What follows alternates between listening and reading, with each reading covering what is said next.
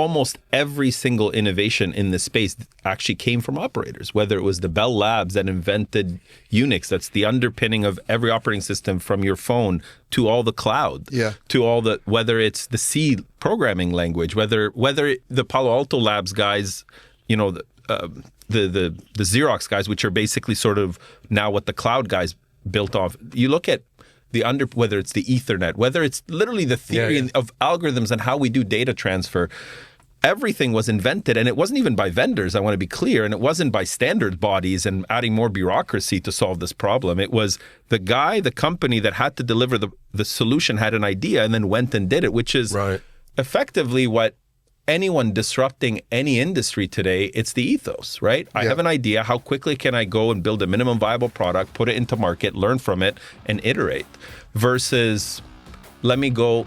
Telcos today, the reason I think the biggest challenge is they no longer are innovators. They are buyers of tech from vendors. And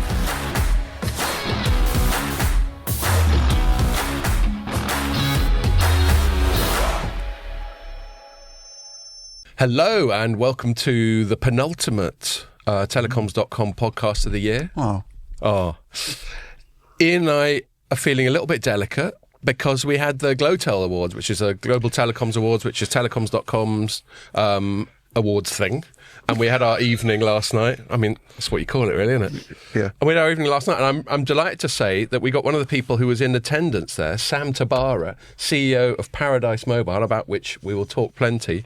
And it's great to have you over here, Sam, because you flew over from Bermuda. I did. Which I think is very cool. Do you know what? And so you were shortlisted for Best Operator last night. Bad luck on not winning, mate. It shows how kosher the awards are, because obviously it would have been easier for me to put my thumb on the scales knowing that you were coming on the pod and save any awkwardness. Not that there's been any awkwardness. Sam's been very cool about the whole thing. I promise not to walk out. He didn't throw his drink in my face last night. But I thought at least we could do, if you've schlepped over from Bermuda, is get you on the pod. And apart from the fact you're a great company and it's great to have you on in and of itself. So welcome, Sam. Thank you. I appreciate you having me. And and we'll, I guess, you know, in terms of opening bollocks, that's the obvious opening bollocks. So we should probably mention that Sam even brought over some booze from Bermuda. Well played, Sam. So we've got, tell us about Citra Smash. Yes. So there's a few microbreweries. So for those that don't know, Bermuda is a small... I thought every brewery is a microbrewery. Yeah. So there isn't actually a lot of manufacturing, and most of them actually don't do cans. So through the process of elimination, we brought the one that can give you a can, because right, I see. Traveling with growlers just wouldn't travel well in a glass. A growler? It's this small pint, big pint that is in a bottle, basically. Oh, right. Growler, have you? No. I guess it's a Bermudian thing. Is that a Bermudan thing? Or right, okay. That's the actual name of the bottle. The bottle. Okay. Yeah. A growler. No, that's something else over here, isn't it? Yeah, it is. Anyway, moving on, Ian. I think it's American. Okay, so you brought that over, and thank you. You schlepped that all the way over in your, and you also brought over something called Goslings. Tell us about that. Yeah, so Goslings is one of the oldest rum manufacturing when Bermuda was still manufacturing things. So this is a dark and stormy, which is the national drink. So because I can get you all of the beers for you to try, I figured at least you could try the national drink. Dark and stormy is ginger, right? Cool. Well, we'll ginger beer. Yeah, but it's a very distinct ginger beer. It's not like a Canada Dry ginger beer. Yeah. When you taste it, it's actually sweeter. I think I've seen the cocktail as a cloudy orange kind of. No? Yeah, so there's... It depends what the ginger beer you use, I guess. There's I'm another a big thing fan called... of Dark and Stormy, so There you go. Sorry, carry on. I interrupted. I think you're thinking there's a Swizzle, which is the other national drink, which is more orange in Bermuda. And that's like a concoction of many herbs and cocktails and juices. It's even sweeter than this. I figured that might be too much. So I'm just always amazed by how heavy these things are. So we've got your Citras on ice. We're going to start with our traditional Hazy Janes. Ian, when I turned up with them, he sort of whimpered, "Have you brought beers?" Because we ended up staying out till about 2 a.m. last night, and I live quite far out of London. I didn't get home till about 4. So not feeling really well rested, but I think you'll agree I've rallied magnificently, Sam. You look great for not sleeping. Yeah, and so do you, Ian. Just get that beer down you. You'll be right as rain. And so that's an obvious opening bollocks. But actually, before I do that, I've just remembered. Regular listeners might remember that 2 weeks ago, Pierre prematurely prompted me to say, "Oh, we're now going to move over to our sponsor." Oh.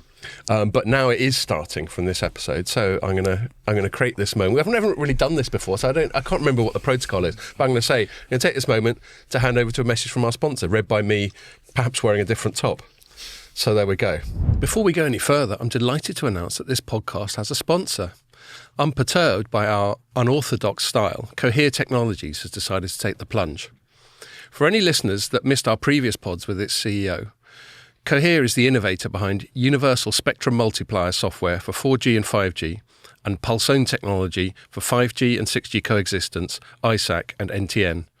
Thanks a lot, Cohere. Your support is much appreciated. Right, and now we're back. So you should have said, we'll be back right after these words. Yeah, after these messages from our sponsor. Yeah, shall I do a retake? I'll do it more corporate style. We'll be back after these messages from our sponsor. Okay, so sorry, sponsor. You know this is an amateur operation, and you sponsored us anyway. So thank you very much. I appreciate it. It's artisanal. There we are. Yes. Yeah. So the awards. One really big. Actually, one thing I'll say from the start is I do an opening monologue, as obviously you guys all know. And I write a script for myself, but I kind of ad-libbed the first couple of minutes just because I was reflecting when we had a really full room, like nearly 200 people in there, I think. And when people start arriving, I just suddenly the weight of the occasion hits me. Like all these people have made the effort to turn up just for our little awards show. Somebody who had won, they flew from Indonesia on that day, yesterday. Right. Yeah, well, they were the biggest single winner of awards last night was Telecoms.com, which is Indonesian operator. Interesting. And in fact, that's reminded me. I'm going to talk about the comedian who was brilliant in a sec. But yeah, I just did an ad-libbed an opening bit of sentiment, just saying how cool it is to have everyone in the room, not just because they've travelled from lots of places like Bermuda, but just everyone. Professionally, we're also virtual, and it's also email or Teams or Zoom or whatever. To actually be in a room together for a while, having a few drinks, having a chat. In fact, I'll ask you in a bit, Sam, because you didn't have any colleagues with you, so you were on a table with a bunch of other people you hadn't met before. With all the other people in my category, it was great and not awkward at all. That wasn't me being mischievous. They're like, "What are you nominated for? What are you nominated?" Right. Well, good luck to the table. Right, that's interesting. Who did win that category? STC. Yep. STC. Saudi. Okay. Yep. Yeah, that's interesting. And it's all good fun. It's great. I mean, all joking aside, to be shortlisted amongst objectively much larger and very successful telcos. For me, I was telling the team whether we win or not, this is just good recognition that we're on the right path. Yeah, STC's probably got a bigger budget than... Got a little bit more. Got a little bit more wedge than you. Yeah. So yes, just saying that, and I'll say it again. It's worth noting. I mean, I love doing the awards. I am also aware that a lot of the people in the room. Like I had a little chat with you before we announced the awards, and I knew the outcome, but I had to keep a sort of poker face. And I am aware that a lot of people in the room are going to be disappointed. It doesn't weigh that heavily on me, but it is something that occurs to me. And of course, that's the thing. Not everyone can win. But yeah, I just love it for that reason. Just everyone getting together at the end of the year, celebrating the industry, because the industry sometimes can feel a little bit in the doldrums, can't it? In terms of things like growth and all that sort of thing. It's a bit flat compared to data centers or something. So yes, that's that. I'll stop waffling on that. But I thought I'd mention Joe. So we always have a comedian who's a co-host. I'm up on stage reading out all the short lists, and then the comedian, as well as joining me up on stage to hand over the awards, does a little routine. and the comedian this year is called Jo Caulfield. She's quite a well-known comedian in the UK, but she really went the extra mile because she just did a bunch of homework. I think, just immediately beforehand, and perhaps even in the hours beforehand, where she just looked at all the company names and where people were sitting, and then went and looked on their websites. It was hilarious. And just did some great piss-taking. It was all good-natured. It wasn't too barbed or anything like that. But of course, we had our friends. We've had Tom Bennett from Freshwave on the pod. She was noting, and not the first to note, that it sounds a bit like something that you used to clean the toilet with, or something like that. It sounds like a chewing gum. Or a chewing gum. Yeah, would have been a better. Yeah. Less of a burn. But I chatted to Freshwave after, and they all found it funny. It was all good, and perhaps helped by the fact that they won an award as well. What was it? She just made one little aside at Huawei, who's our primary sponsor of the awards, and she went, "Yeah, our government likes to talk about you," or something like that. And that was it. She didn't take that any further. I was thinking, "Oh shit, where's she going to go with this?" But she just made that little joke, and the Huawei table, who's near us, seemed to laugh at it. So that was groovy. Trying to think of some other ones. Oh yeah, and she was just going on websites, and it's a really similar thing to what us journalists do, and perhaps all professionals do, where you encounter a new company, you don't know anything about them, so you go to their website, go to the About Us section, and often the About Us sections are shite. Yeah, they don't really tell you that much, or they just drown you with sort of corporate speak and cliches. She had some interesting comments about end-to-end stickiness. Exactly. So and Proximus being named by a child. Yes. So we know so that talking about corporate buzzwords like end-to-end solutions is a corporate buzzword, but to someone who doesn't exist in the corporate world, end-to-end can sound a bit kinky. And that was the reference she made, and then there's other people who are talking about increased stickiness or something like that. And of course, we know it means, I don't know, holding on to customers or whatever, but to her it meant something quite different. So that was funny. Yeah, and then there's Proximus, which is a Belgian operator, and she said that sounded like it was named by a child. Like it sounds like one of the Transformers or something, doesn't it? Yeah.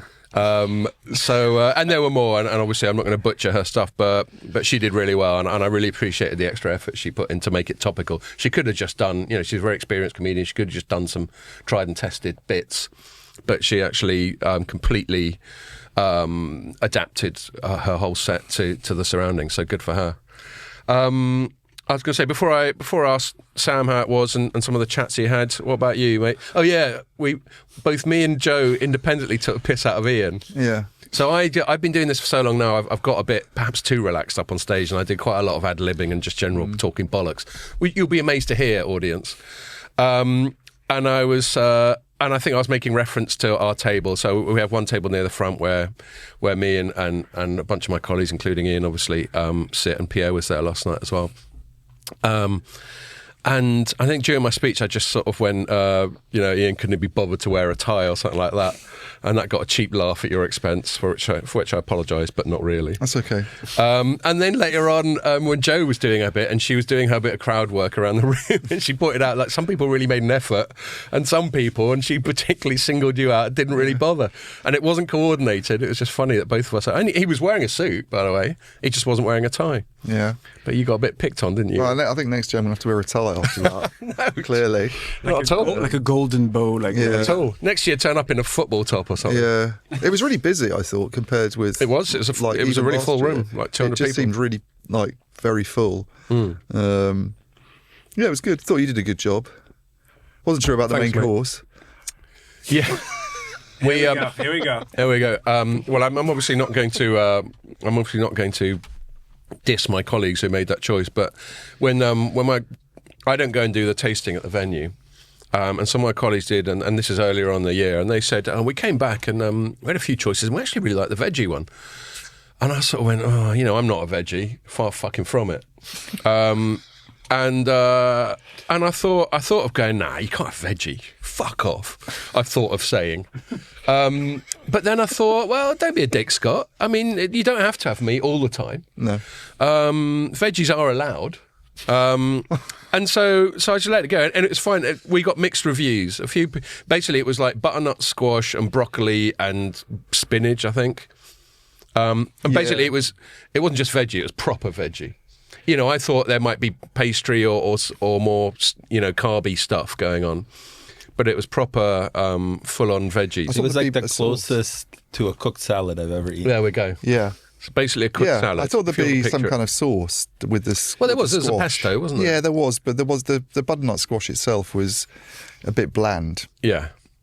Sorry, So people who yeah, did the I mean, some people loved it. Some people not so much. It gave some people something to talk about. Yeah, including us. Yes. Indeed. Okay. Well, actually, I'll hand over at this stage, Sam. We've hardly given you a chance to get a word in edgeways. Let's start with the conversations around the table about the main course. Then, Yeah. what was the verdict? And you had people from all different parts of the world there as well, didn't you? Absolutely. No, it was a great time. I mean, all of these events, but especially these ones where it feels like a special one where people are disconnecting. They're not just coming in and out of a session or it's proper evening. intentional. Yeah. It's great. I mean, and to your point, I actually think we have a very small telco community, as big as this industry is, underpinning it. Like the circle's actually not that big. No, you're right. And among journalists, there's just a sort of handful of telecoms trade publications, of which we're two. Yeah. So yeah, the best two, obviously. Yes. Not biased, but I agree. Thank you. Yeah, well, it'd been funny if you'd gone, actually, you're shit. Yeah. I mean, we'll talk about Ian's writing on Open RAN later. But Yes, that will come up. And what did they think of the veggie option, your table? yeah, I mean, I think we had a bunch of people with dietary restrictions, and so I think it actually worked out great. It was interesting that the meat was in the appetizer. Yeah. Yeah. So we had like a chicken terrine type. That was of thing. nice. Yeah. The starter was very good, actually. If you just combine them, then it might have just worked They should have out. just got Yeah, that. one just plate. lobbed that log of chicken in with the veggies, and everyone gone, oh, that's all right. Yeah. Yeah. Because that's what you do. You get a forkful, a bit of meat, and a bit of veggie. That's how it's Exactly. supposed to work. Then it isn't would have had some flavour. Then it would have had some flavour. Oh, the chicken by itself doesn't really taste so much, does it? Yeah, put a bit of salt on it and it's fine. Well, there we are. You should have put that on your veggie surprise. Okay, that's cool. Actually, there was one other thing. I was chatting on the fly to some of my colleagues, and I was going, "Yeah, we're getting mixed reviews on the veggie," and they told me that I don't know if it's the other option or one of the other options was a pork dish. And I thought, well, that's not good, is it? Because, as you know, we just mentioned Telkomsel. That's Indonesia's a Muslim country, and they're presumably not mad about pork there. The Saudis weren't. Yeah, Saudis. Well, there we are. So the whole of the Middle East are not really into it. And any Amdocs guys that would have been kosher, that would not be. Yeah, well, kosher. exactly. Even the bits of the Middle East that aren't Muslim still don't eat pork. Yeah. Well, because, of course, they share a history, an ancient history. And also pork, I think, is a mass catering thing. Pork can get very dry very quickly, so I wouldn't have picked that. No. So there's that. But yeah, maybe a more pricey option would have been a great big fat steak for everyone. But then how do you do steak for 200 people? Well, there are a lot of people from India there because then beef's a problem, isn't it? That's a good touche. point. There were a few. Yeah, there were definitely a few. I So- chatted to some at the start. Yeah, well, there you are. You can only really do chicken then, can't you? Chicken or lamb? Lamb, yeah. Yeah, we did do lamb one year, and it was really good. Maybe that was last year. Last year was fish. Oh, was it? Yeah. Oh, I bet you. Welcome to the Foodie Podcast. Poor old Ian. Review them. Ian's not into fish either. You've been having a nightmare. I don't mind mate. fish, but I don't like the fish with like lots of tiny little bones. That Okay. we spend more time sort of picking things out your mouth No, well, that's than true. swallowing. That's a pain. All right. Pierre's giving us that. Will you just stop talking shit, please? Look. What else then? Let's veer it on to more telecoms-y stuff. Before we talk about your day job, Sam, what about, did you have any chats? Obviously, we don't expect you to name individuals, but any particular chats come up last night that jump out at you? Yeah, I mean, there was a lot of very interesting conversations, and some vendors of ours, some that aren't vendor of ours, and it was interesting. Almost every single vendor there, we had some discussions or pre-sales or partner like stuff back to the small nature of this Right. of this industry. But the one theme that at our table, and I think it was because it was a mixture of operators and vendors. The one thing that everyone seemed to be in violent agreement about was the bureaucracy and inefficiency in our industry. Right. And the sales guys from the vendors talking about how long it takes to close a deal from that Right. perspective, and the operators thinking about it from different perspectives. But it was very interesting to go back to sort of that. The mechanics of the industry. The problem isn't the problem. The problem is how we're thinking about the problem. And the problem is, as a telecommunication industry, we used to deliver exponentially more value with less resources. Yeah. And because of many different macro decisions over the last few decades, I mean, we're getting into like philosophy almost here, but that's all right. we can do that. Yeah. But the punchline was, wow, you know, we all have the same challenges and we're all seeing the same problem, but from a different perspective. Right. Do you think telecoms is more sort of bureaucratic and slow moving than other kind of traditional industries? I mean, I don't think that anyone could debate otherwise. I think Sounds like a yes. Yes, because if you look at where we were even in the 70s and the almost every single innovation in this space actually came from operators, whether it was the Bell Labs that invented Unix, that's the underpinning of every operating system from your phone to all the cloud, to all the, whether it's the C programming language, whether the Palo Alto Labs guys, you know, the Xerox guys, which are basically sort of now what the cloud guys built off. You look at whether it's the Ethernet, whether it's literally the theory of algorithms and how we do data transfer, everything was invented, and it wasn't even by vendors, I want to be clear, and it wasn't by standard bodies and adding more bureaucracy to solve this problem. It was the company that had to deliver the solution had an idea and then went and did it, which is effectively what anyone disrupting any industry today, it's the ethos, right? I have an idea. How quickly can I go and build a minimum viable product, put it into market, learn from it, and iterate? Versus, let me go. Telcos today, the reason I think the biggest challenge is they no longer are innovators. They are buyers of tech from vendors, and vendors are the ones defining the standards. So there's multiple layers removed from the value creation. And let's be honest, the vendors own all the patents and all the standards, and they're sitting on but they're just writing procurement documents for themselves. Yeah. 80% of the stuff that's in there, in that standard, not only is it not going to be used most of the time, it's actually creating needless complexity. Right. So Bell Labs, because I reckon there's some people probably aren't aware of this, but it was part of AT&T, wasn't it, originally? Yeah. People would just think of it now as though it went to Lucent, and then that of course got acquired by Alcatel, and then now it's Nokia. But I guess you get some telcos, like very big telcos, let's say maybe the opposite from your company, the huge ones, the AT&Ts of this world, who go, well, what we really want to do is just focus on tariffs and serving consumers, and let's not worry about what happens with the network. Well, worry about what happens with the network, but that's the vendor problem. We don't really want to get too knee deep in the tech there. We just want to sort of think about the customer. But it sounds like but you can't for a focus CEO, on the you're customer. Unusually interested in the tech almost. If your goal is to deliver value in a volatile, uncertain, and exponentially changing world, outsourcing that is the biggest risk strategically. Right. If you are not a tech company first, then all you're doing is buying boxes from other people. And I don't know how you serve the customer better with that strategy. Yeah. So the inference from what you just said seems to be that you think operators can differentiate quite profoundly through technology. Because for me, as I'm still a dilettante. I'm just a journalist. I'm not an engineer. I'm not an expert. But telecommunication services seem very commoditized to me. That there's not really much of to the average end user, and I know they try and differentiate themselves through certain metrics, but to the average end user, whether it's fixed or mobile, it feels like a commodity. And basically it's just a race to the bottom on price. But you seem to be pushing back on that perception. You're right. And I mean, look, we have, in every market we go in, we have incumbents. But my first feedback when people are like, how is the incumbents going to react? I said, listen, they sell dozens of products and services. I compete on one of them, mobile services. I'm looking to build hundreds of new products and services that don't even exist yet. I'm happy they exist because I have no interest to sell TV or home phone or stuff that, in my opinion, in 20 years is on the decline anyway. But I'm glad someone is maintaining those legacy services. My kids basically just watch YouTube and Netflix. Yeah. Speaking of Netflix, they announced the deal today. Well, it's the start of a deal. Warner Brothers. Yeah. So the AT&T stuff. 72 billion, sorry. What AT&T stuff? The stuff that AT&T bought and then merged with Discovery, wasn't it? And Yeah. So basically, that whole bit, we might as well just do this tangent. That whole bit of what's now called Warner Brothers Discovery has been a hot potato for a decade plus, hasn't it? Yeah. So there's a mega M&A when AT&T bought 85 billion, I think. Yeah. They paid. And that was called, was that Time Warner when they bought it? Yes.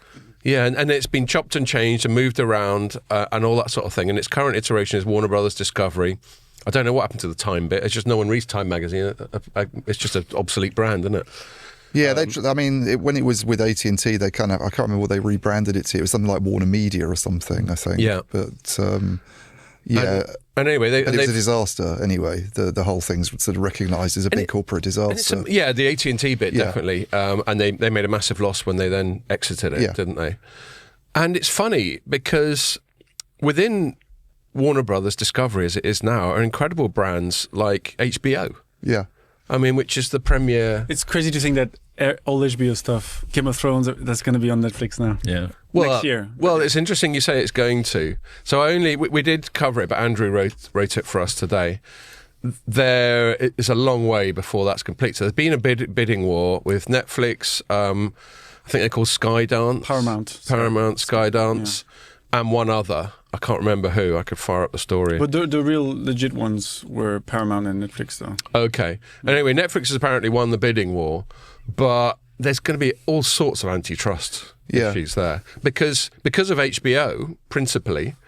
Warner Brothers Discovery is a massive streaming platform. Also, Paramount is, headed by the son of Larry Ellison, who's a good friend of, I don't wonder who.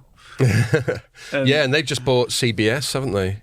I would worry about it as whoever owns CBS. They did? Oh, was that the Paramount bit? I don't know. I've lost track. Yeah. But yeah, so they've already done a bit of massive M&A, and they're thinking of getting a hold of that. But I just can't see. I personally can't see how the antitrust people are going to let Netflix buy another massive streaming platform. But I'd worry about it as part of Netflix, to be honest, because they do have some quality stuff, obviously, and they've just done the season 5 of Stranger Things, haven't they? Which is I've just started watching that. Top sort of production values, and they've obviously put a huge amount of money into that. But other things seem to come and go, and they cut things without a lot of explanation sometimes, even when they've got an audience, and blame it on we don't want to spend that much money, and there's a lot of trash on Netflix. I mean, I don't think it's controversial to say that there's a huge amount it's just of a lot of stuff generally, isn't there? I think you just worry about a kind of deterioration in quality. I think. No, actually, it's getting all this good stuff from one of. Yeah, I know, but then what they do with it, that's the thing. But then it goes back into you're identifying the challenge when you have so much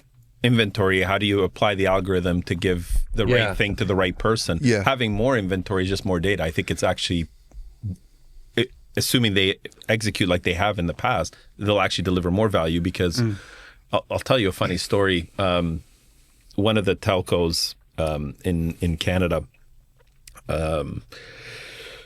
had just deployed a massive IPTV platform, and as part of that learning, there was some good workshops with a lot of the Silicon Valley guys, and which is also interesting. Those guys are willing to open their doors and just have people come and see and learn, even though tangentially they're competitors. Whereas in traditional telco, it's like, oh my God, who let this guy in the building to have a meeting with me? Yeah. But the punchline was the reason Netflix was so successful was actually their operating model and strategy. Back to what we were talking about, in this highly uncertain exponential change, you need to be running the scientific method is the only real way to deliver value. You have a hypothesis, you run an experiment, it either works or it doesn't. But that's data points to have a better hypothesis, and you just keep that loop forever. Continuous improvement versus legacy strategy of new product introductions, which looks really nice because it has a massive business case and a lot of governance and multiple gates before you can even get any funding. But a business case without actual market feedback is just a hypothesis. Yeah. And that was actually the punchline. They said, Netflix runs thousands of experiments in production on customers every single week. Yes. And constantly field testing content. Like, I don't know if you guys have ever had the experience where you're watching Netflix and you get a random error, just black screen with an error code. And it's not your internet. Your internet's fine. what they did is just they ran an experiment on you that failed. They know exactly how much they can bug you before you churn or even call them. They're like, oh, that didn't work. We'll give him a break. We're not going to use him as a test case for a few months. Versus telcos will be like, oh, we have to do a change. We better start planning this 3 months in advance. And we got to, because there's no muscle memory. We do one of these a year. Yeah. Versus, there's bugs in production all the time. We just roll forward and in 5 minutes we fixed it. And you know what? We know the user behavior. You'll just reboot your TV or your phone and you'll be like, nah. Well, But you They know when you pause. They know when you. The experiment was a really interesting one, talking about inventory on Netflix. They were looking. One of the UX teams was looking at the number of people that spend time selecting a movie and not watching anything and turning it off, which is a problem for them from a stickiness because they're not using the product. Stickiness. It's like opening the fridge and being like, nah, I'm not that. Yeah. It's like, no, I need you to consume my product. Otherwise, you're just and one of the engineers in the cross-functional team, because it's all microservices. You can literally run an experiment self-contained without impacting anyone else. Right. So they're like, in this UX team, they're like, we have a hypothesis that this metric's heading in the wrong direction, and we have an experiment we'd want to do to make it more sticky. Okay, what's the solution? We think people are lazy. If they stop for more than 3 seconds, we're just going to start auto-playing this. Right. Like, interesting experiment.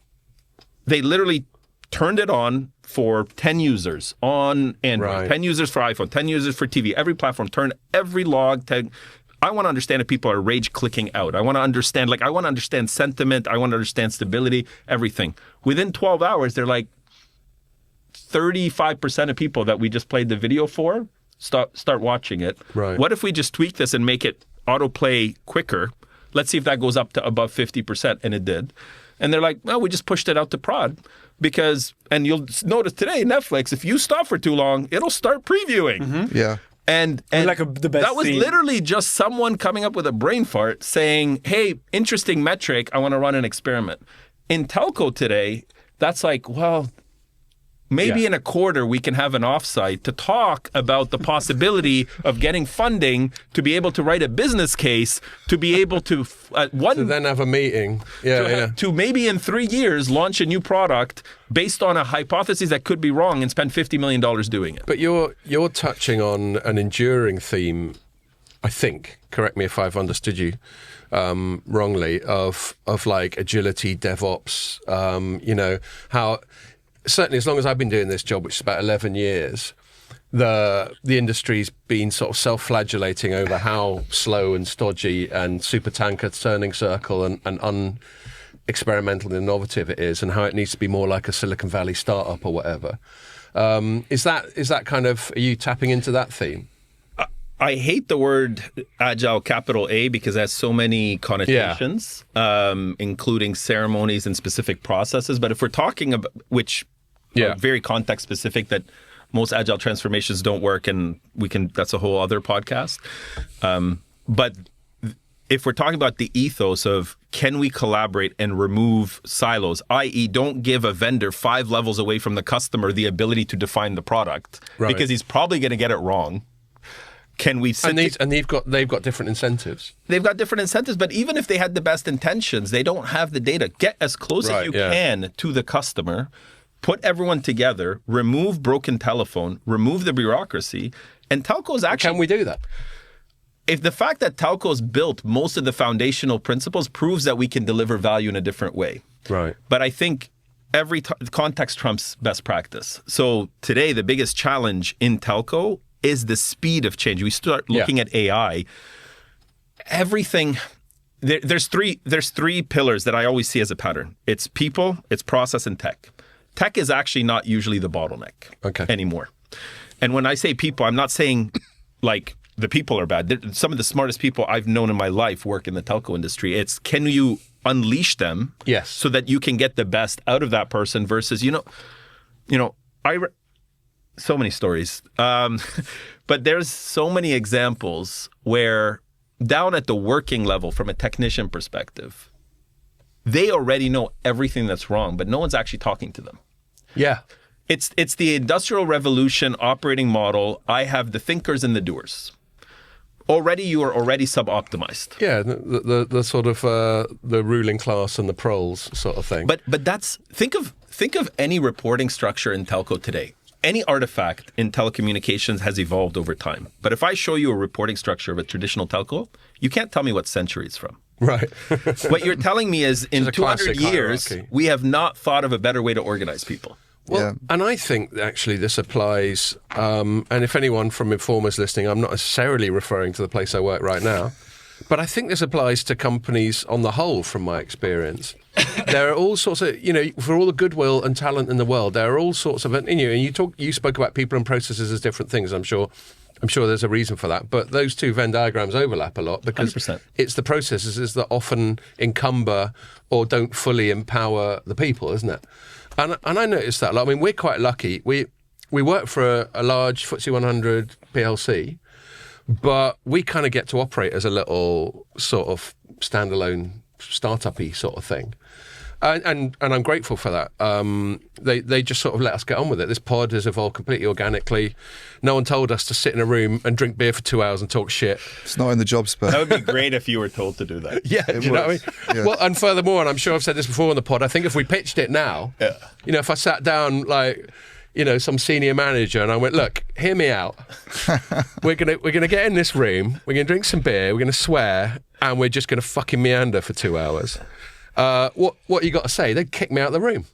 Yeah. So there's one example of this being allowed to evolve organically because no one put any obstacles in our path. But then there's the more full-on, like fully empowering people and getting the best out of their talent and their interests and productivity. I love that. And to me, that's where I spend, honestly, majority of my time. Thinking about how to remove those and how to create culture that actually, because if you look at every company that leads financially at any size in any industry, they're operating with certain basic principles that are different than the majority.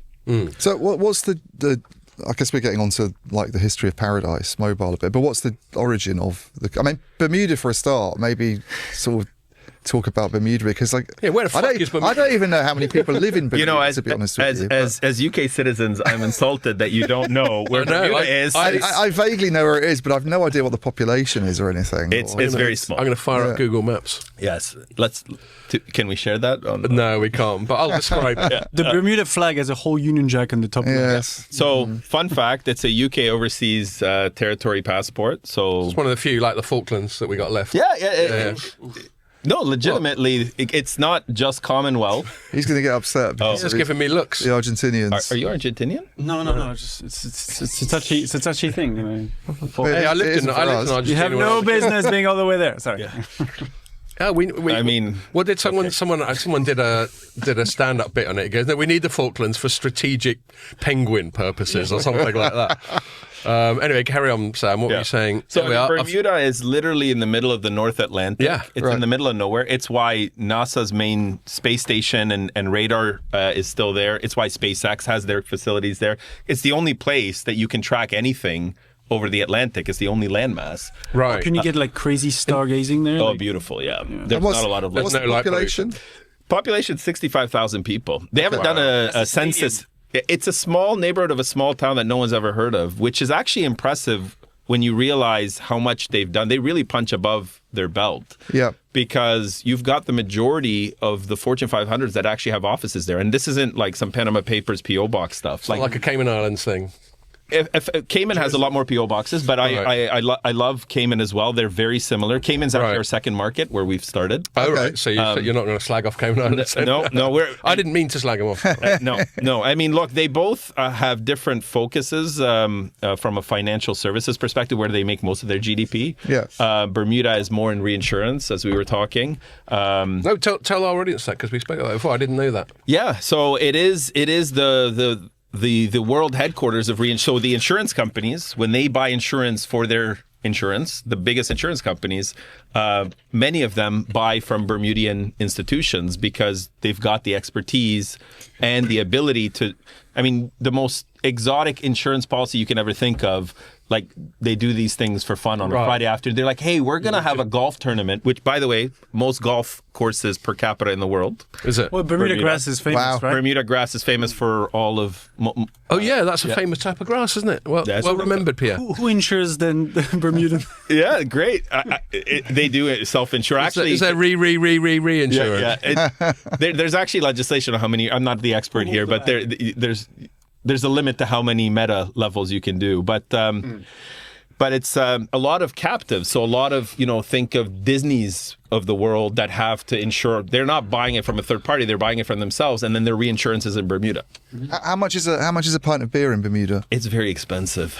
That's Ian's metric for everywhere around Yeah, the world. the Economist does a Big Mac index. I do the beer index. I just haven't put the spreadsheet together. By the way, in keeping with that, we're now going to crack open a Citra Smash. How you doing? You're sort of pacing yourself, Sam. Are you ready for a beer yet or not? Fuck.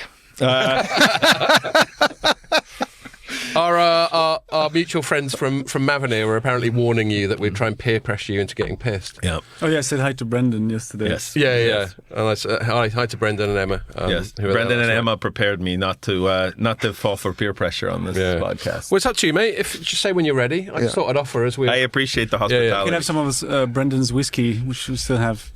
So It doesn't work with our. it doesn't. That's all right. Yeah.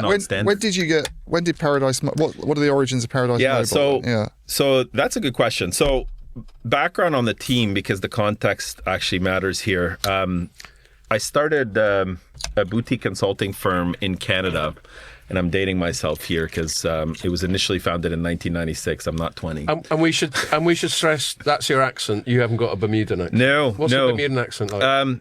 It's pretty neutral. It sounds like an Eastern U.S. or Canadian accent with a little bit of like British twang. Okay, so yours Like isn't they'll a say million miles no. off. Right. It's a bit like Lloyd Grossman.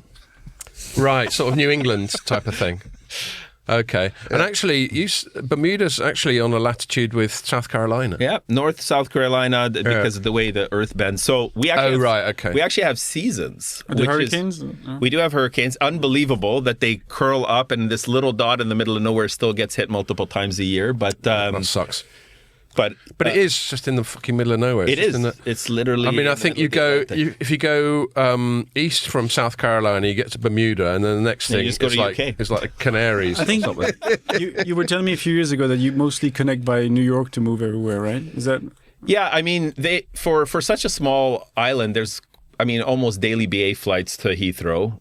There is a dozen different destinations across the U.S. and Canada on the mostly eastern seaboard.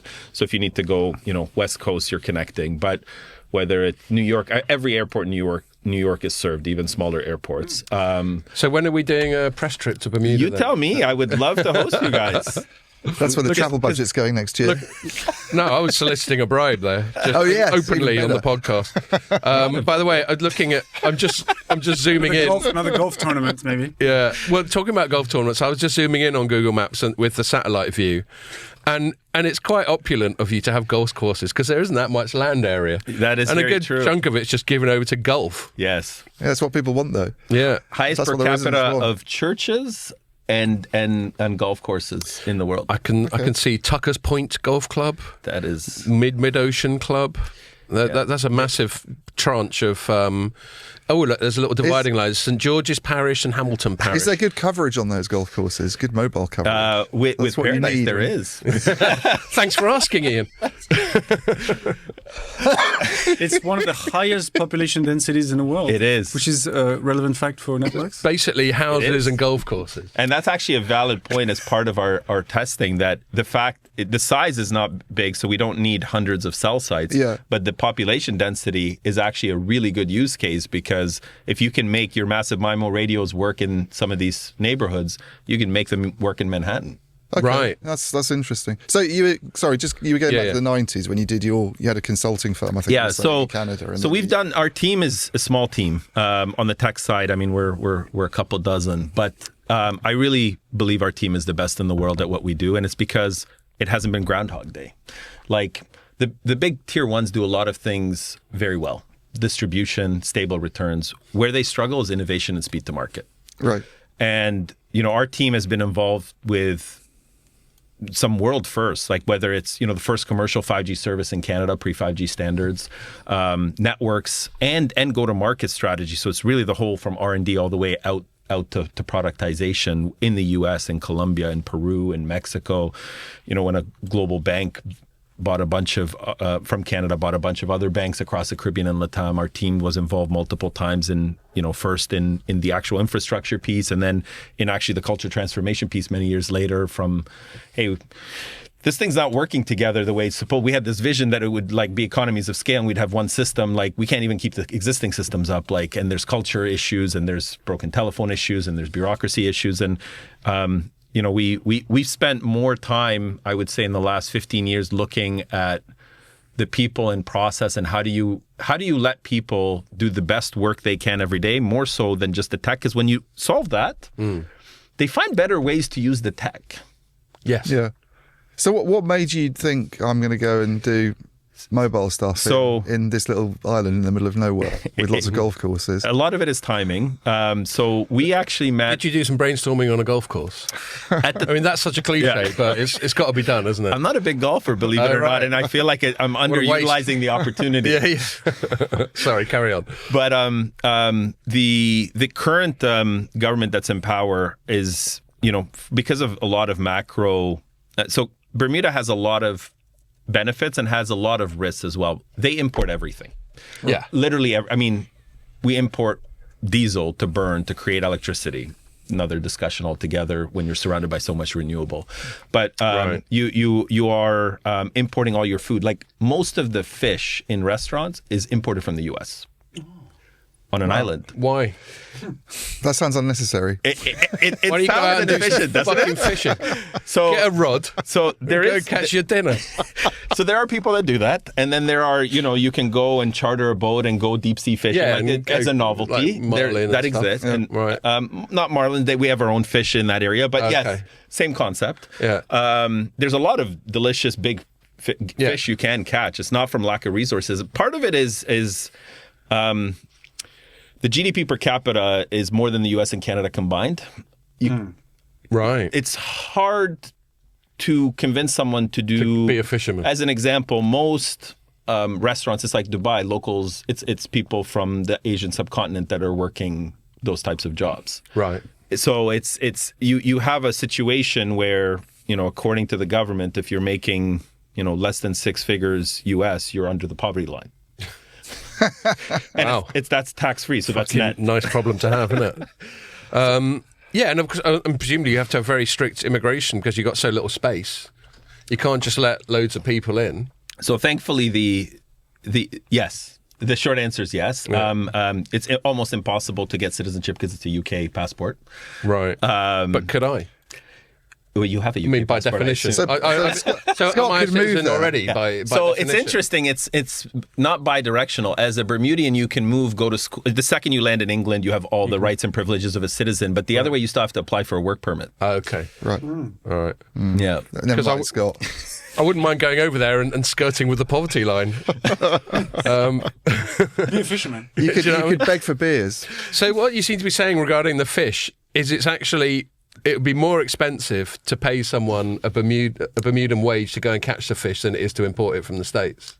Economies of scale based on what the restaurants are saying would Yeah. provide that conclusion. I haven't looked at the Interesting. numbers, but that's the outcome. Right.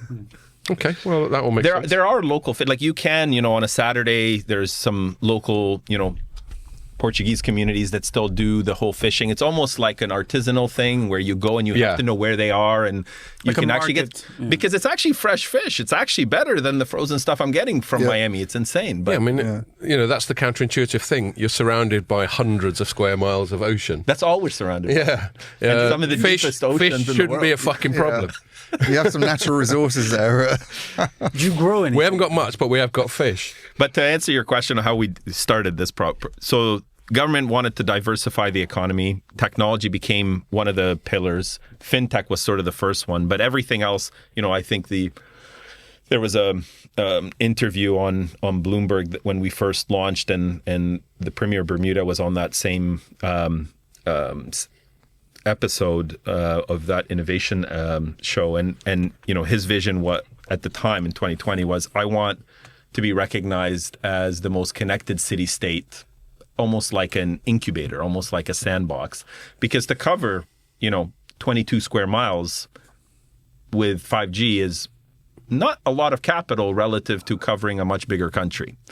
So I mean, what's the range, the radius of a sort of low frequency macro cell? Yeah, I mean, we could cover a big part of the island with a handful of sites. The challenge is actually the density, isn't it? It's the density, but it's absolutely the density, but it's also the topography. It's very hilly and mountainy. Oh, is it? And it's limestone. That wasn't obvious from Google Maps. No, It's like a volcanic. I'm gonna have another look. Like Cayman, as an example, is a much bigger landmass, but we're actually, it's going to be a lot easier from an RF perspective because it's flat as a pancake. So did they not have mobile when you went? You said 2020. It's fairly recent. So you do have two existing incumbents. You've actually got fiber, gig speeds to every building from multiple providers, separate paths, like not like here where people came together and collaborated.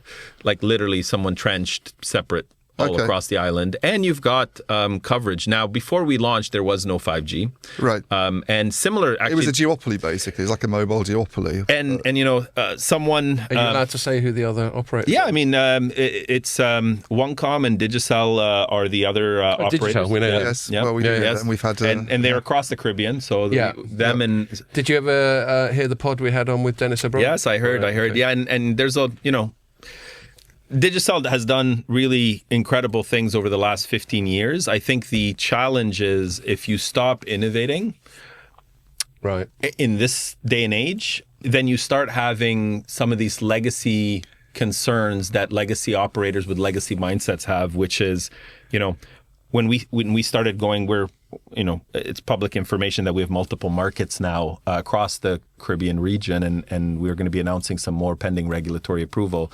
The first conversation I have with a lot of these regulators is, what concessions do you want? And I said, excuse me, I just want a fair shot at this. I want a long-term license to make sure that, I have an ROI, but I'll play by the same rules as everyone else. They said that it's like a breath of fresh air because, the other guys are saying... Didn't you miss a trick there? Yeah, I'm like, look, I'll put what I think is missing in the legislation, like, whether it's tower sharing or whether some things that should exist that may be missing in certain jurisdictions. But the mindset of the other guys is there's no business case for us to invest anymore. I can't do 5G, and I need you to basically fund it as the government with tax concessions or other things for this to work. And the argument that they make today, and this isn't specific to the Caribbean region, but this is a global problem, is, Netflix is taking all my bandwidth, isn't paying their fair share, or all these OTTs. And it's very much a Digicel argument, that.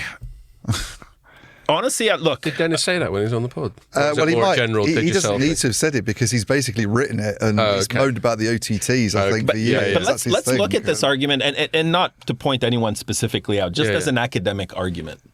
I sell internet. I decided that to be competitive, I'm going to sell unlimited internet for home. That was my decision in my market to get 50% market share. People are now using this unlimited internet. And because they're using it for companies that can innovate better, faster, cheaper than I can with my cable TV, I used to make 100% of what I made on this pipe. And everyone else is just using my pipe to buy other services and decouple the access from the service. So now I'm making 10%. I'm just a dumb pipe. And my business case hasn't evolved. And now I'm just, who moved my cheese? And now I want that guy to pay because he created a better product. But Netflix isn't creating the traffic on your network. Your customer is because they fired you. Yeah, I totally agree. And you might have heard we've done the... we're very much on that side of the argument. We've done the fair contribution thing a few times on the pod, and we're kind of with you on that. I mean, just from a realistic perspective, good luck asking Netflix to pay as a small island nation. That's the pragmatic, even before you get into the principle of it. But the principle, and look, in every market we got a license, the other guys launched 5G. Right. Both of them. Yeah. And it wasn't the same two guys.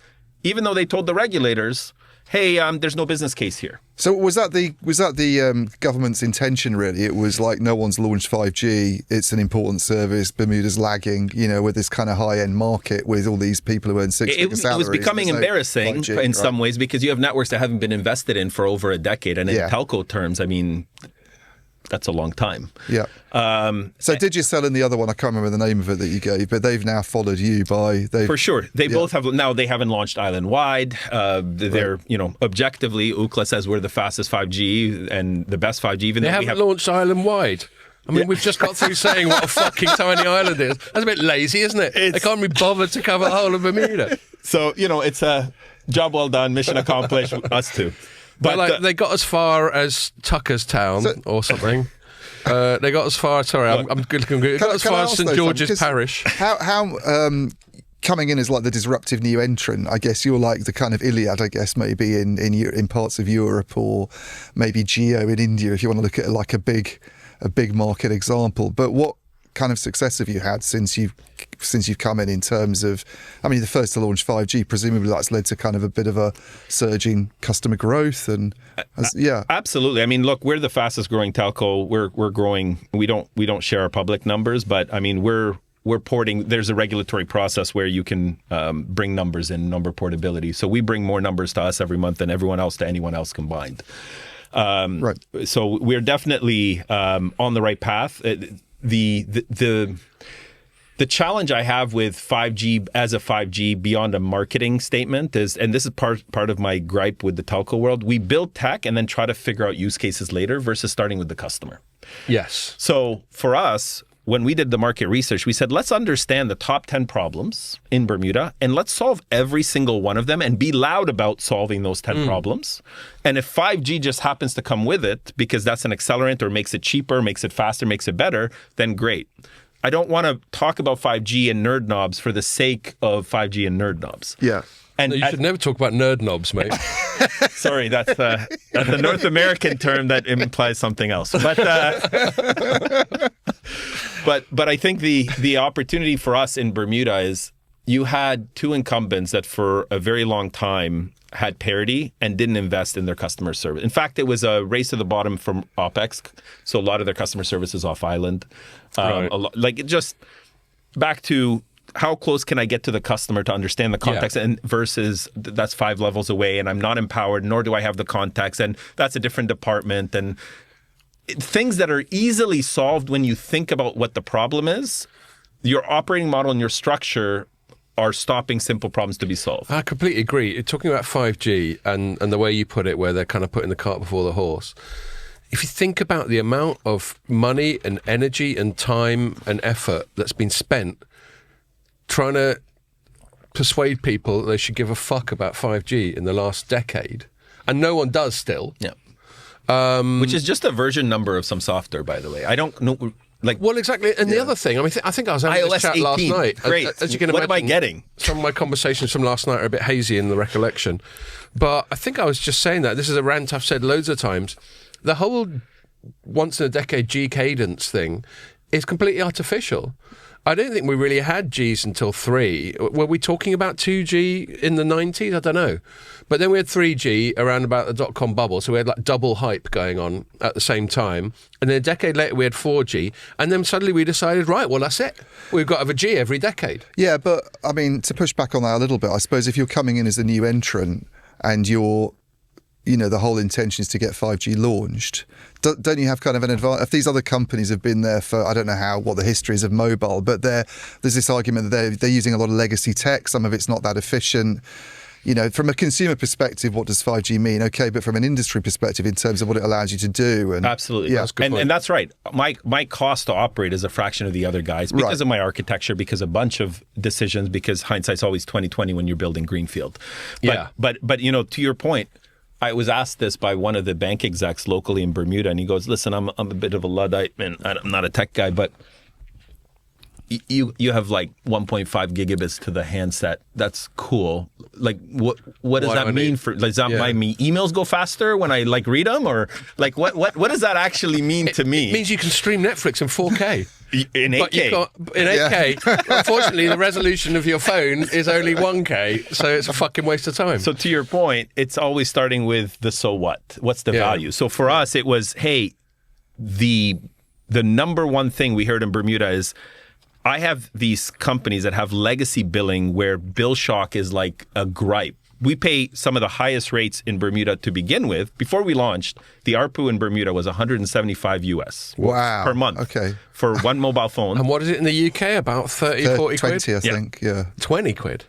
Well, the average ARPU, it depends which telco you suppose you're talking about, but yeah, or whether it's prepaid or postpaid, but it's probably less than that. Typical ARPU is around 20 or 30 quid. Yeah, it's a hell of a lot less. It's probably less than that. So we launched literally with an all-you-can, and True Unlimited didn't exist on mobile. They had some guys had on some top-tier plans, but then they throttle you after a certain amount, so unlimited asterisks. We launched with True Unlimited. Like, we have people that are just hotspotting boats and yachts because they can't run a fiber to it, and people have boats. Right. And they're like, we have people using terabytes on our mobile plan for $100. So do you have people using it as an alternative to, I mean, it sounds like that's the case, but as an alternative to sort of fixed broadband to do? For sure, because our speeds at peak, I mean, granted, our average speeds are different than our peak speeds, but our peak speeds are faster than the peak speeds of so the millionaire on his on his yacht wanting to sort of do his business plan and upload it and all that is a kind of target market in a way for a service. We're solving specific problems for specific niches. The control of, we launched a SaaS model with our billing where everything was included. Like, it's just a small, medium, large. Yeah. The other guys, the price is the starting point. You'll always pay more depending on long distance, overages, roaming, whatever. With us, you just pick the plan that you want. But just like Netflix, I either have one TV or 4 TVs concurrently, or 4K or not. But it doesn't matter how many shows I watch. Yeah. My price is the price. So we put that control back into the customer's hands, which was solving one of the pain points. And then customer service. We actually don't have a traditional customer service team. We actually have what we call brand ambassadors, and it's just a title that we picked that now the team wants to change their title, and titles are tools, so have at it. But they are basically owning the customer experience from cradle to grave. They're in a traditional telco, there's 6 different departments. Yep. And they literally own that customer experience, including changing any process in real time that's required, versus you know what, you're a good customer and we screwed up on this, but I'm going to get my hand slapped so I'm going to need 7 levels of approval and a different department. And you know what, I'm not even measured on outcomes here other than getting you off the phone because of how I'm micromanaged within my customer service. So you get this friction where it shouldn't even exist. Like, customers are not unreasonable when bad stuff happens. They expect technology, whatever can go wrong will go wrong. What they want is, you got me, you respect my time, and I can trust you that you're going to call me back tomorrow, or ideally right on this call, and resolve it. Yeah. Versus, oh yeah, but the hoops I got to jump in to give you a credit, like. So I mean, the marketing strategy to sort of win people over from the other two telcos it's not just a price-driven thing. It was also. No, it was a culture. The technology, the customer service, the price, but there must have been a huge amount of pent-up demand if people are paying 175. And you know what's interesting? What we realized is, and this was actually our chairman and one of our early investors, Anthony Lacaveri. He started Win Mobile back in the day in Canada. One of the only guys that started Greenfield and didn't lose his shirt. Right. The current Greenfields are having a bit of a mare, aren't they? Yeah. But his feedback, he said, Sam, you got to be careful when you guys launch, because you have to look at certain metrics that most greenfields don't look at. And I said, well, what are those metrics? He goes, we did market research and everyone said they hate the big 3 in Canada. If we took that data, everyone would have switched tomorrow. But there's a metric called the bitching to switching ratio. How bad does it hurt? Yeah. Like, you'll have a bit of a moan, but is it hurting enough for you to move? So Bermudians complain about their mobile service and the price that they're paying, because again, 175 is a starting point. You go roaming, it's $1,000. But the reality is, it's the price sensitivity in most of the market when they're paying $30 for a watermelon in the store. Like, so it's just a really pricey place. They're used to paying How more. much are these beers that you brought, which are very nice, by the way? How much did this 4-pack set you back? That's a great question. I'll have to ask the person that bought it. But, okay, wasn't you? You have people who do that for you. He's a CEO. He can't go around just fucking buying beers. To be fair, it was a last-minute thing, and I'm like, fuck, my wife bought those beers. But, cool. Well, thanks, Sam's wife. Yes, thanks, thank you. Mrs. Tabara. So the investments that you had to make to get started, it's obviously quite a small place, but you're saying there's the population density is an issue, so it's not a case of putting in 5 cell sites. No, we have dozens. And then you'd have had sites. to get the spectrum as well. I mean, was that was there spectrum sitting there that was ready to be released, or did it come from? Yeah. So the regulatory process in each of these islands is different. Some of them are auctions, some of them are beauty contests, like in Japan. Right. In this scenario, in most of them, though, they're closed markets. So there was actually a process where the government identified they needed more competition. They opened it up for tenders. A bunch of other people applied. We got the license. And through that, we had the right to apply for spectrum. Now, the cost of the spectrum is not insignificant as a per population. Yeah. About as pricey as everything else in. Yeah, it is actually. I mean, it's especially because it's not based on number of subs, right? So at the beginning, it was our highest cost of anything, more than even our capital to initially deploy. But anyways, the thing that we made a decision early on was to pick. First of all, we're all U.S. vendors. We got one French. Shout out to Thales. Everything was picked. Not based on price. I mean, price was absolutely a consideration, but it wasn't lowest cost vendor, but it was, do they have the culture that will allow us to not be a bottleneck to work with in the future? And what I mean by that is, look, we went to all the typical RAN vendors, all European and North American, because... Yes. I'm just showing, sorry, I just interrupted Sam because I was reminded when he's talking about vendors and all that sort of thing. When I first met Sam was, it was only a year and a half ago. It was at the Mobile World Congress before the last one. And it was a panel, yes, it was a panel on Mavenir's stand. And we were talking about Open RAN and that sort of thing. And we should definitely talk about Open RAN because you were half joking. I guess that Ian's always slagging it off. No, but I guess the main, the choice is normally, what people normally do is they go and say, well, either buy from Ericsson or Nokia or maybe Samsung. Yep. And if you're allowed to, you'll buy from Huawei or ZTE potentially. And some smaller telcos, this is a case that 3 in the UK, I mean, 3 is not in a particularly small market, but they've always said we're the smaller of the 4, when they were not merged, we're the smallest of the 4 operators.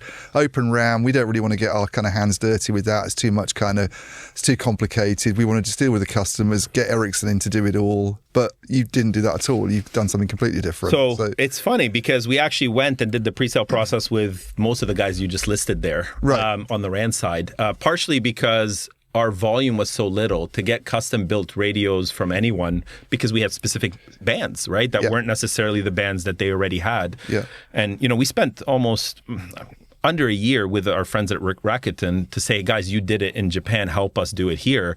And, they shopped us around with their relationships to every RAN vendor, but it was hilarious because, you jump on these calls and be like, oh, we don't have the SKU. I'm like, okay, well, can you? He's like, well, what's the MOQ? I'm like, well, we'd probably need 40 radios to start. They're like, this call is not worth 40 radios. Like we're spending more time on this call than what we're going to make on the Okay. So they're like, so we actually accepted that at the time that we were actually not going to go with Open RAN, but what we wanted was a software stack that allowed us to do the innovation. What that looked like to us is, look, the Ericssons and Nokias and Huawei's do incredible hardware. Yeah. But they're not software companies. I don't think anyone will find that as a contentious argument. Well, I imagine Ericsson certainly will push back. I mean, buying software companies doesn't change your DNA. He went there.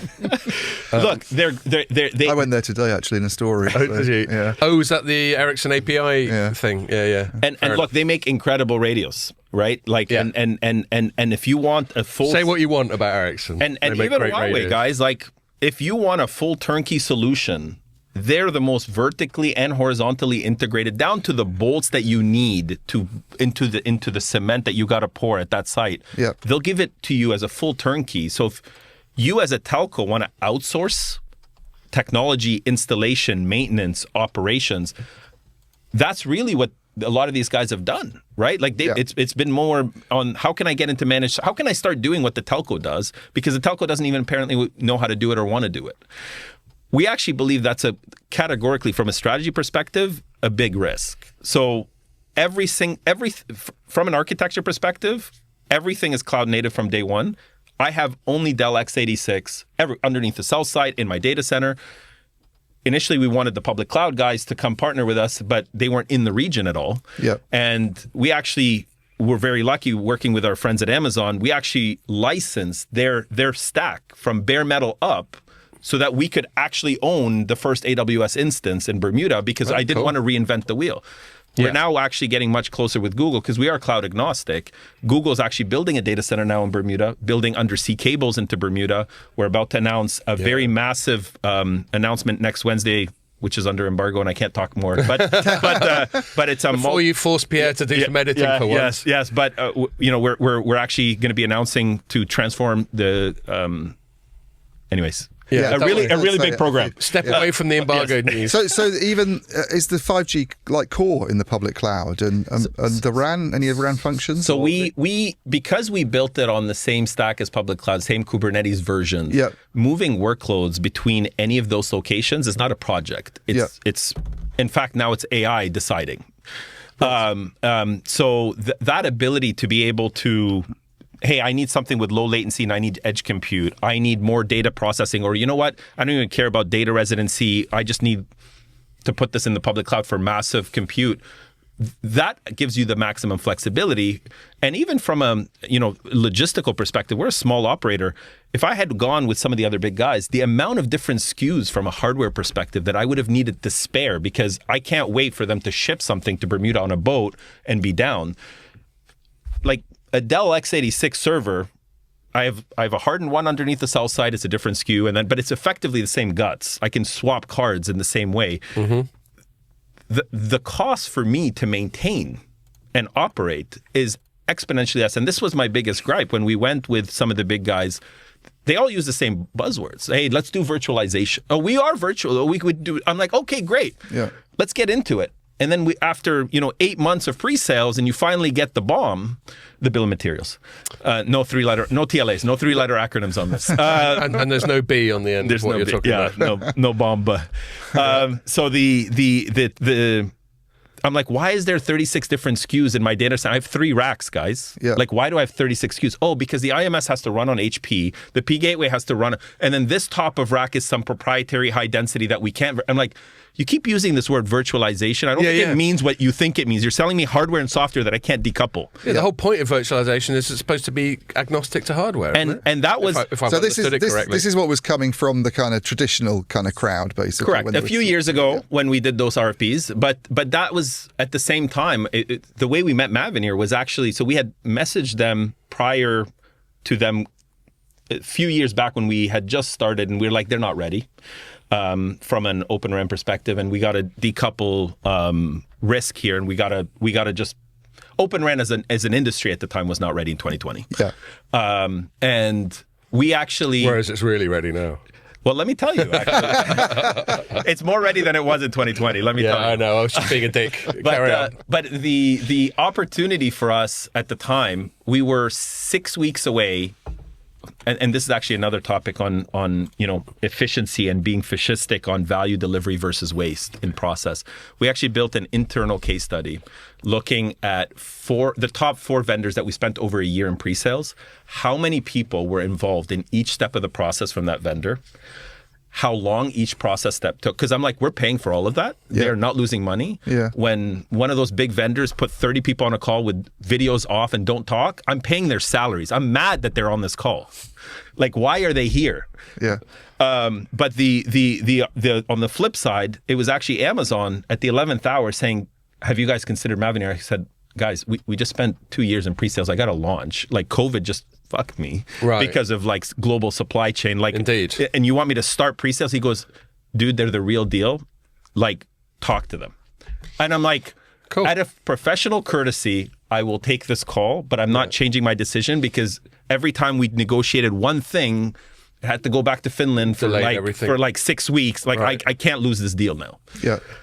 And we got on a call. It was, 3 or 4 of the founders who are the execs. And it was like, what do you guys need? I'm like, listen, out of professional courtesy, I'm taking this call. Yeah. But it doesn't matter what I need, does it? And they said, no, we can actually answer your question. I go, how long do you need to like do this due diligence? They're like, it's Friday. Give us till Tuesday. Give us the weekend. I'm like, we had spent a year and a half in so many working sessions. We knew exactly where the landmines were going to be. And we're like, here, tell me how many of these are check marks. By the way, if it's all green, I'm going to check if it's a watermelon. I'm going to start scratching to see if there's red underneath. So don't tell me check. Don't do the Huawei procurement thing where everything's yes. Right. By default. That's a good bit of industry course, isn't it? They came back meeting 100% of the requirements, and even the other things were on roadmaps for the other guys. And I said, so you're telling me you literally can give me this with no proprietary NMS, no proprietary databases, literally running on cloud, microservices, not fake cloud where you took your monolith applications and just put it in cloud. You're going to give me full access where I can write my own code on top of this and combine it so I'm not buying a black box that I can't touch. And I can build this using all of the open source tools that is my target. They said yes. And cool.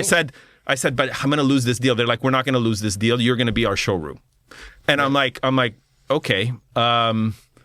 And then they put an offer on the table we couldn't say no to. That explains why they introduced us two to each other. Can I just say you two, because in the interest of time, when we've got one or two other news items we want to cover. Yeah, that's pretty interesting though. I know. So I'm not cutting it totally short now, but I'm giving it about a 5 or 10 minute limit from here, and then we're going to have to move on. So Mavenir has, like, as a consequence of this, become the main provider of not of the radios, but also are they doing like the RAN software and the core network? The DU, the CU. Well? Yep. We've replaced a lot of their, almost all of their reporting, like their dashboard. We didn't like a lot of the NMSs, but because it was built on... It's dark and stormy time, Ian. Do you want dark and stormy, Sam? All right. Hey. Just to hold it. Just say we're from Bermuda. But the opportunity to be able to, build best in class, whatever the cloud guys are. Like, we have a single pane of glass today that shows everything, not within a domain. Everything. I know exactly how many users are on what handsets, roaming in what, and understand every network component and just double click to see through all of that. And the ability to actually do insights that actually help customers.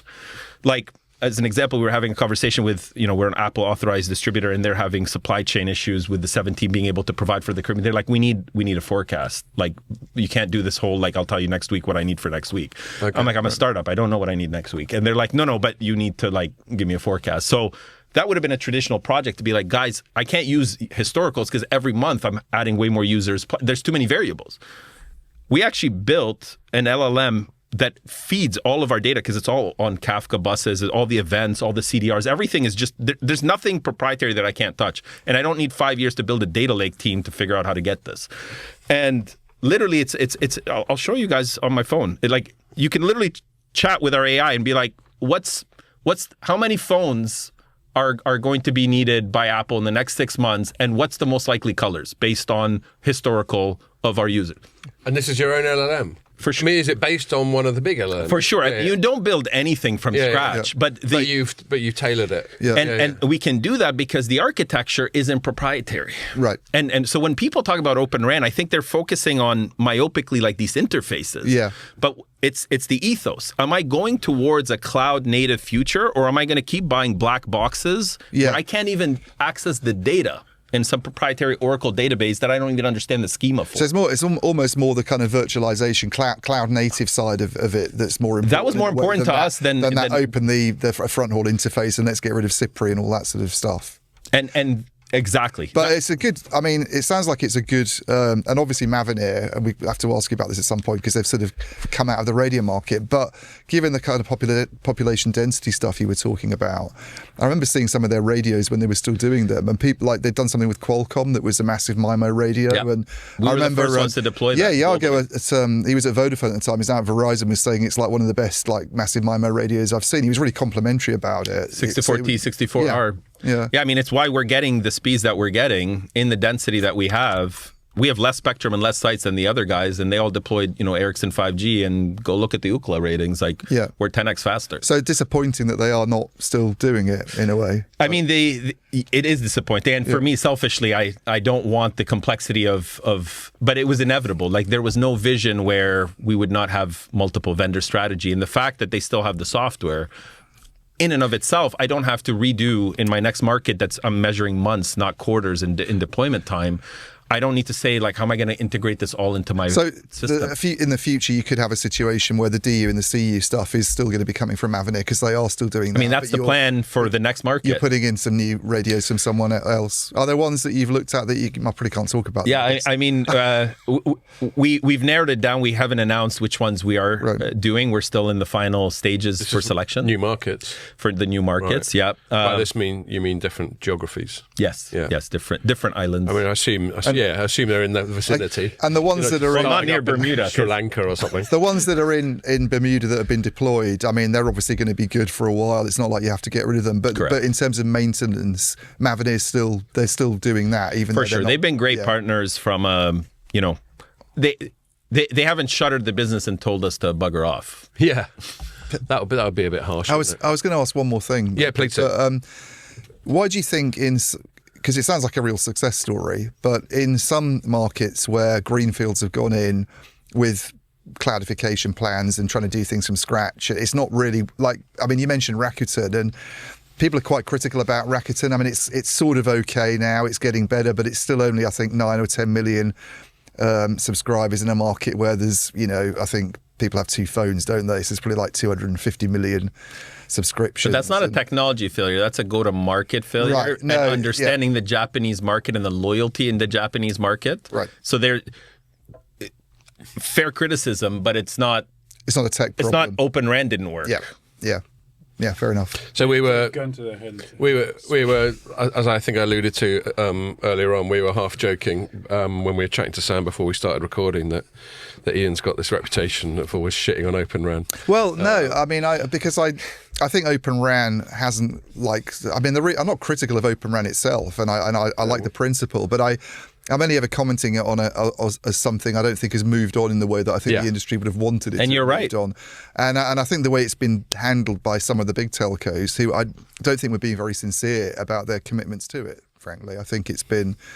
You need to start with the strategy. AT&T talking about being Open RAN when they're getting Ericsson to do all this. I mean, fine, okay, let's say it's compatible and compliant. It's compatible and compliant, but if everything's coming from this same big vendor and there's still the same kind of relationship that you have with them, what does it really change? If your strategy is to be a procurement shop to shave pennies off of every dollar in just volume deals, and then hand more and more, not just of the technology, but even the operating and the managed services to that vendor. Yeah. Until you change that strategy, Open RAN is going to do nothing for you. Yeah. Cool. All right. I am going to interject at this stage. I'm also going to say, for you, Pierre, this is the opportunity to whack in the second ad read. So that's coming up now. Let me take this opportunity to once more thank the sponsors of this podcast, Cohere Technologies, which is the innovator behind the Universal Spectrum Multiplier software for 4G and 5G, and Pulsone technology for 5G and 6G coexistence, ISAC and NTN. Nice one. Okay, and we're back in the room. And so that was brilliant, Sam. I mean, I feel that we could chat all the more. It's been great sort of getting to know Bermuda by proxy. I hope you guys come and see it not by proxy. Yeah. No, I mean... Yeah, you had me at sunny Caribbean island. We like to point out we're not in the Caribbean. No, you're not Caribbean. Sorry, I stand corrected. But you're sort of Caribbean adjacent. You're Caribbean in sort of spirit. Culturally, there's a lot of interconnection between the family names, and I mean, there was a lot of colonization and different boat stops, unfortunately. When I was a kid, talking about British territories, when I was a kid, I spent a bit of time in BVI, British Virgin Islands, and that was pretty cool. And they like their rum as well. On which note, we've been trying your Gosling's Dark and Stormy, and it's quite nice. It's dangerously nice. Yeah. So it's 7%, which I guess isn't that bad when you consider it's got Gosling's rum in it. So Dark and Stormy is just rum and ginger beer, basically. Is it regular I think there's a bit of lime in it. Spice rum? Just regular rum. It's just whatever Gosling. They have flavors. It has got a bit of a spicy sort of taste to it. Well, that'll be the ginger beer. There we go. Proper ginger beer should be spicy, just like ginger is. Yeah. As opposed to ginger ale, which is a sort of fairly tepid. Which actually used to be made out of ginger, but now is like fake. Yeah, now it's just like Coke or whatever. It's just sugar. But no, this is really nice, and it slips down dangerously easily. And we finally peer pressured you into having a sip.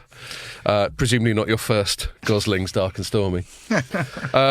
Cool. Right, we've only got about half an hour left, so let's just see if we can cover one or two other news items. As ever, Sam, comment as much as you're happy and comfortable doing.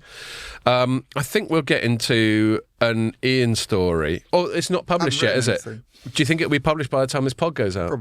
Probably. Okay, so or you cut it out. It doesn't really matter. It's not like you're saying anything that's embargoed, is it?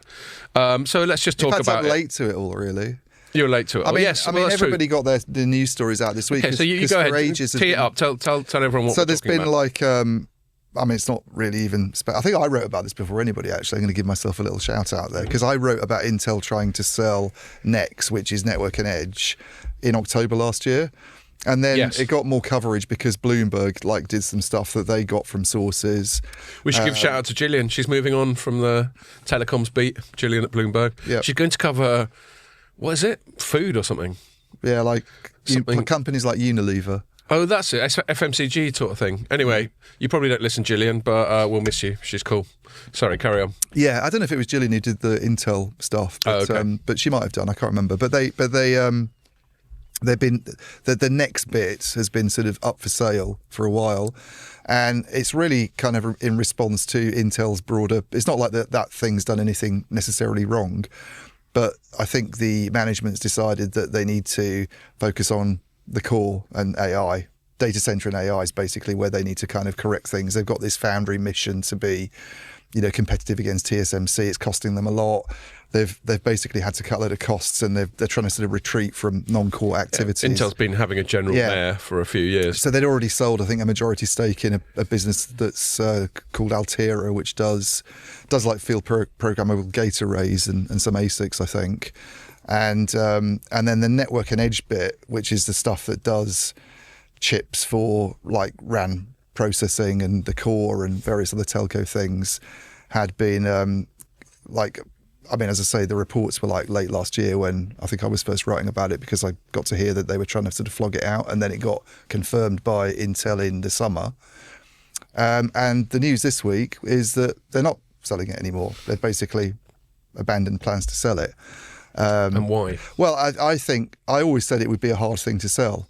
Right. Because then the people they were in talks with, apparently, were the likes of Ericsson, which is a massive customer. I mean, they're heavily reliant on Intel silicon in there. So their interest in buying it would be to secure their autonomy. To secure their autonomy. I mean, they're heavily reliant on Intel silicon in their kind of like RAN processors, and that's where Ericsson still makes most of its money in that business. And there would have been a concern about this being not in APIs, bought by somebody else or spun off, and taken over by private equity or something, or like what's going to happen to it. But the problem with Ericsson buying it is, well, what happens to all these other companies that use, like Mavenir, for instance, or Samsung for a bigger one, and like Nokia, even though they've kind of retreated a lot from the Intel stuff, they still run some of the like RAN software on like x86. Yeah, nearly all major tech M&A where you've got a supplier like Intel that serves a lot of people. I mean, there was a thing a little while back. I think Nvidia wanted to buy ARM. That was the comparison I was going to make. I think it's really similar to that. Yeah. It would have been hugely problematic. Yeah. And I think that's... Because ARM serves loads of Nvidia competitors. Yeah, I mean, if you look at the statement that they sent me yesterday, and the one I think it's already been quoted in loads of stories, and you read between the lines, it kind of sounds like they were sort of saying, there's all this stuff about it makes sense to keep it integrated with our core sort of silicon expertise and stuff, because it's not just selling it to Ericsson and then what happens to other customers. It's that bit feeds off the kind of central Intel development stuff that happens with x86. I mean, I think last year they spent like 16 billion on R&D. And all that's going into semiconductor technology. Yeah. Ericsson's budget's 4 or 5 billion a year. I mean, their whole thing is we want to go more into. You were talking about them being software companies and not really being software companies, but if you talk to them, their whole thing is like, we need to be more about software. We need to be. This is the kind of future that they see. Because I mean, the first way to solve a problem is to identify you have a problem, and I agree. If you're not a software company and you're not a tech company, I mean, most telcos today, 90% of the revenue is replaced by tech companies. So you either become a tech company or you're irrelevant. Sounds like sort of AA. I'm Ericsson and I'm not a software company. The problem is that a quick tangent on that I always think about, and I don't really know what I'm talking about, but I'm gonna let words come out of my mouth anyway. Is most companies, and it's good to bounce this off you as a CEO, most companies have a sort of core competence. It's not always obvious to identify what it is, but it's sort of there. And the further away they get from that core competence, the higher the likelihood of them fucking it up. At least that's my perspective as someone from the outside who doesn't really know what he's talking about. Does that make any sense? Where you dabble in everything and master in none. That too, yeah. Whereas you could, like, you were just describing some of the stuff with Intel. You get certain companies who seem to go on a cycle where they do well and then they diversify. Well, that's what happened with Ericsson under Hans Vesberg. Exactly. And then they diversify and then that all goes Pete Tong and then they undiversify, whatever the correct word for that is. Consolidate, I guess. And it seems to be a sort of cyclical thing. Yeah. And I get the impression that when they reach that point of diversification where they're too far away from their core competence, that's where it all starts going horribly wrong. I just think a divestment would have been really difficult to do. I could see it happening maybe where it's Intel's got a stake in it and maybe there's some private equity in there. That's what I thought was probably going to happen, which is kind of what's happened with Altera. But I couldn't really see it being bought by Ericsson or another chip maker even, because it does x86 technology. It's like, well, what happens then? Do they become a kind of licensee of what? Marvell just bought a company this week.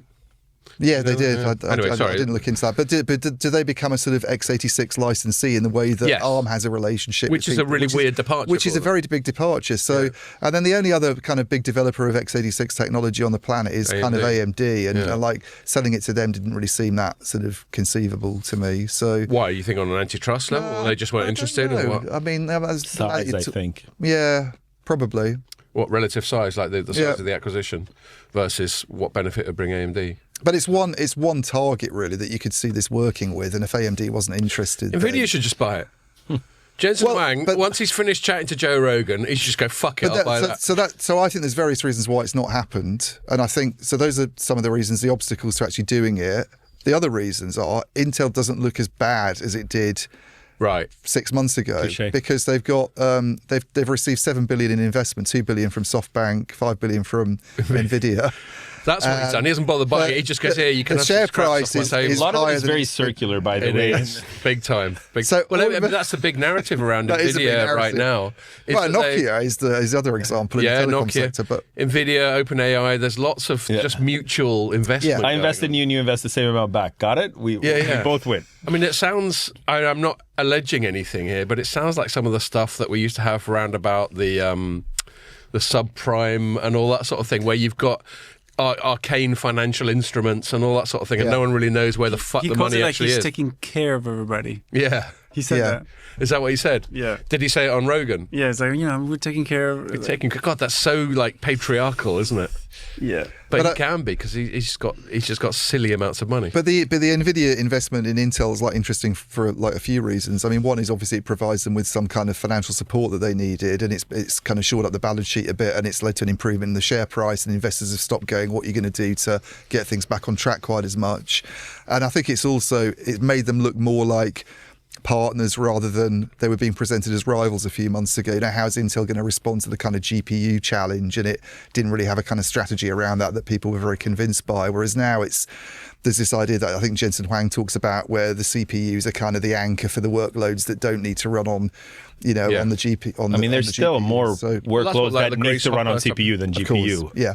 So it's not like, it's got this huge presence in data centers, Intel, with x86, and there's a lot of stuff that you can put on that. And this whole GPU... Yeah, not everything requires an H1000 or whatever they're called. Yeah. I mean, I think in the RAN side especially, this whole debate about... we've talked about this loads, obviously, about GPUs being used for RAN is like, people are really dubious about that, I think. What do you reckon? Do you have a position on that you're welcome to share with the rest of the world? I actually think it comes back, again, to the architecture and the culture. We have x86 at the cell site, not because we're picking GPU over CPU, because I want to run my own applications that could actually watch the traffic in real time and do other things that I want that is completely agnostic of any vendor or platform. Until you're working in that model, this is just mental masturbation. Which is the second best type. Yeah. So I think.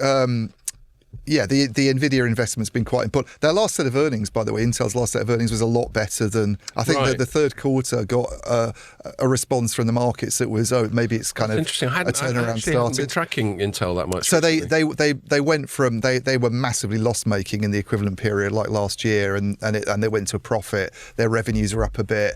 I mean, Lip Bhutan, who's the current CEO, has come in and basically like laid off. I think they laid off like 16,000 people last year, and they're getting rid of 25,000 this year. It's like huge layoffs. But Actually, their share price is up a fair bit. yeah, I know. Well, that's a combination of the Intel share investments. price up 110% this calendar year. It helps to have investment. Helps to have investment and to be Helps to doing have better in your quarterly Helps to earnings. have a few bill from Daddy Jensen. I mean, look, it's supply and demand. If there's more people buying it, the price goes up. Yeah, Right. Cool. but I think it's a good thing for the sector, for the telecom sector, that Next is not being sold. I think it would have been a terrible thing if that had gone to, and as I say, I don't see how it would have happened anyway, but if it had gone to a Samsung or an Ericsson or something, I don't think that would have been a positive. I don't think that's what the telecom world really wants. And I think when you talk to Ericsson about this, by the way, and I tried to get them to comment on these rumours that they were looking at buying Next ages ago, like when they did their pre-MWC thing, when right. what's his name was still head of networks and not Per Narvinger. Christ, Yeah, me too. This is a consequence It's of 'cause I'm staying tired and active. But Per's predecessor was Yedling. There we are. Yeah. Frederick Yedling. Frederick Yedling, Yeah. And he was like, well, that's not really how we want to do things. What we want to be able to do in the future is have our RAN software stack run on any kind of silicon. Like we don't deal with a problem by going and buying a chip maker. We deal with it by ensuring that the software stack we have can run on other kind of general purpose platforms. That's kind of what they're moving towards. But you don't want to lose the company in the market that is the biggest maker of like general purpose processors, and frankly has made more investments in the RAN than any other, than AMD or any of the kind of ARM challengers. I just think it would be, a lot of the time when I've written about Open RAN or virtual RAN rather, and I've said like it's not ideal that the only kind of general purpose stuff comes from Intel. Just the one company. Yeah. I mean, that's not a criticism that we need to get rid of Intel, obviously. It's just not an ideal market. You want some optionality, but you certainly don't want Intel disappearing or something happening to it. So, and it's, a lot of, in the Trump era, all this stuff gets tied up with sort of national populism a little bit, which I find a bit tedious half the time. Yeah. But there is some coherence underpinning it, which is when you've got a champion, whether it's a national champion or a technology champion, in this case Intel in some ways is both, it is healthy strategically for the industry, for the country, for whatever your sphere of reference is, for them to not go out of business and for them to thrive. Yeah. Because while they're thriving, they're innovating, they're spending money on R&D and all that sort of thing. Yeah. So I can see there's, that's my way of saying I can see the argument for something that I would instinctively be opposed to, which is government intervention in markets. Yeah. But sometimes there is a time and a place for it, I think. Yeah. I don't the Nvidia investment in Intel that's happened, I don't have as much of a problem with that one as with some of the others. Why is that? Because I don't feel it's they've been accused of sort of vendor financing, basically with things like CoreWeave and OpenAI. Yeah. That OpenAI can't afford the chips anymore, basically, because they're loss making, and well, let's put 100 billion into them, and then we'll receive it back in the other hand, basically, when they buy the GPUs. Indeed. I don't really see that the Intel deals like that at all. Well, it's an interesting thing. I mean, you touched on it earlier, and so did Sam, when we were talking about the pros and cons of CPUs versus GPUs, and obviously each have their place. Again, I don't know what I'm talking about, but again, it's not going to stop me opining. CPUs is like sequential processing, and that's got certain uses and ideal use cases, and GPUs is more parallel processing. It happens to be incredibly good for training large language models and all that sort of thing, which is why. Yeah, but you wouldn't run Office Windows on a GPU or something. No, and like this work laptop I got here, which is a Dell with a little Intel V Pro sticker on it. I'm pretty sure it doesn't have a discrete graphics card in it at all. In fact, there'd probably be a sticker if it did. So that's they're just different from the things that are getting sold into data centers anyway. But the point of this is that I can do everything I need to do without discrete graphics. And Yeah, so it's interesting. And Intel is the biggest CPU company in the world. Yeah. So yeah, just bring it full circle back to the story you're working on and them not selling that bit. You think on the whole that's good news, yeah? I think it's good. I thought it was never going to work anyway. I thought it would never look like a very practical thing to be able to do. I mean, you made the kind of comparison with NVIDIA and ARM, and that ran into, I think, antitrust problems. Yeah, that was anyway. never going to happen. But to me, it would have been a similar thing. It's like, how can Ericsson take ownership of Next when it serves? Ericsson's not in the business of developing silicon and then selling that silicon to rivals for them to go and build into their products. And although Samsung does it, I mean, most of the iPhone is built by Samsung. That's true, but I suppose it's a different bit. They have that the screen. Yeah. I mean, from a real estate perspective, I definitely. see. So the screen. Because I was wondering what you meant by built by, because it's technically built by Foxconn, isn't it? Yeah. Is it what screen and battery? Yeah. I mean, screen and battery is most of the size. But the memory. They do, but I guess they're like Samsung makes great RAM. Yeah. I guess the difference is that they're like a big conglomerate, really, aren't they? With like multiple companies that are underneath. So whereas Ericsson's just Ericsson. They do on paper have strict firewalls between the bits of Samsung. Yeah. I think. I still don't think some people are happy about the thing that Sam's just pointed out. It is a bit odd in terms of some of the relationships, and yet the two biggest handset brands in the world are Apple and Samsung. Yeah. So that coexistence has managed, and I don't think Samsung could be the company it did if those firewalls weren't quite rigid. Yeah. Weren't quite profound. Because sooner or later, someone like Apple would have thrown their toys out the pram, wouldn't they? But no, like Samsung also makes like the TV panels for LG, who's their main competitor in the TV market. Yeah, it's weird. Yeah. Sony with Panasonic guts. Yeah, I know.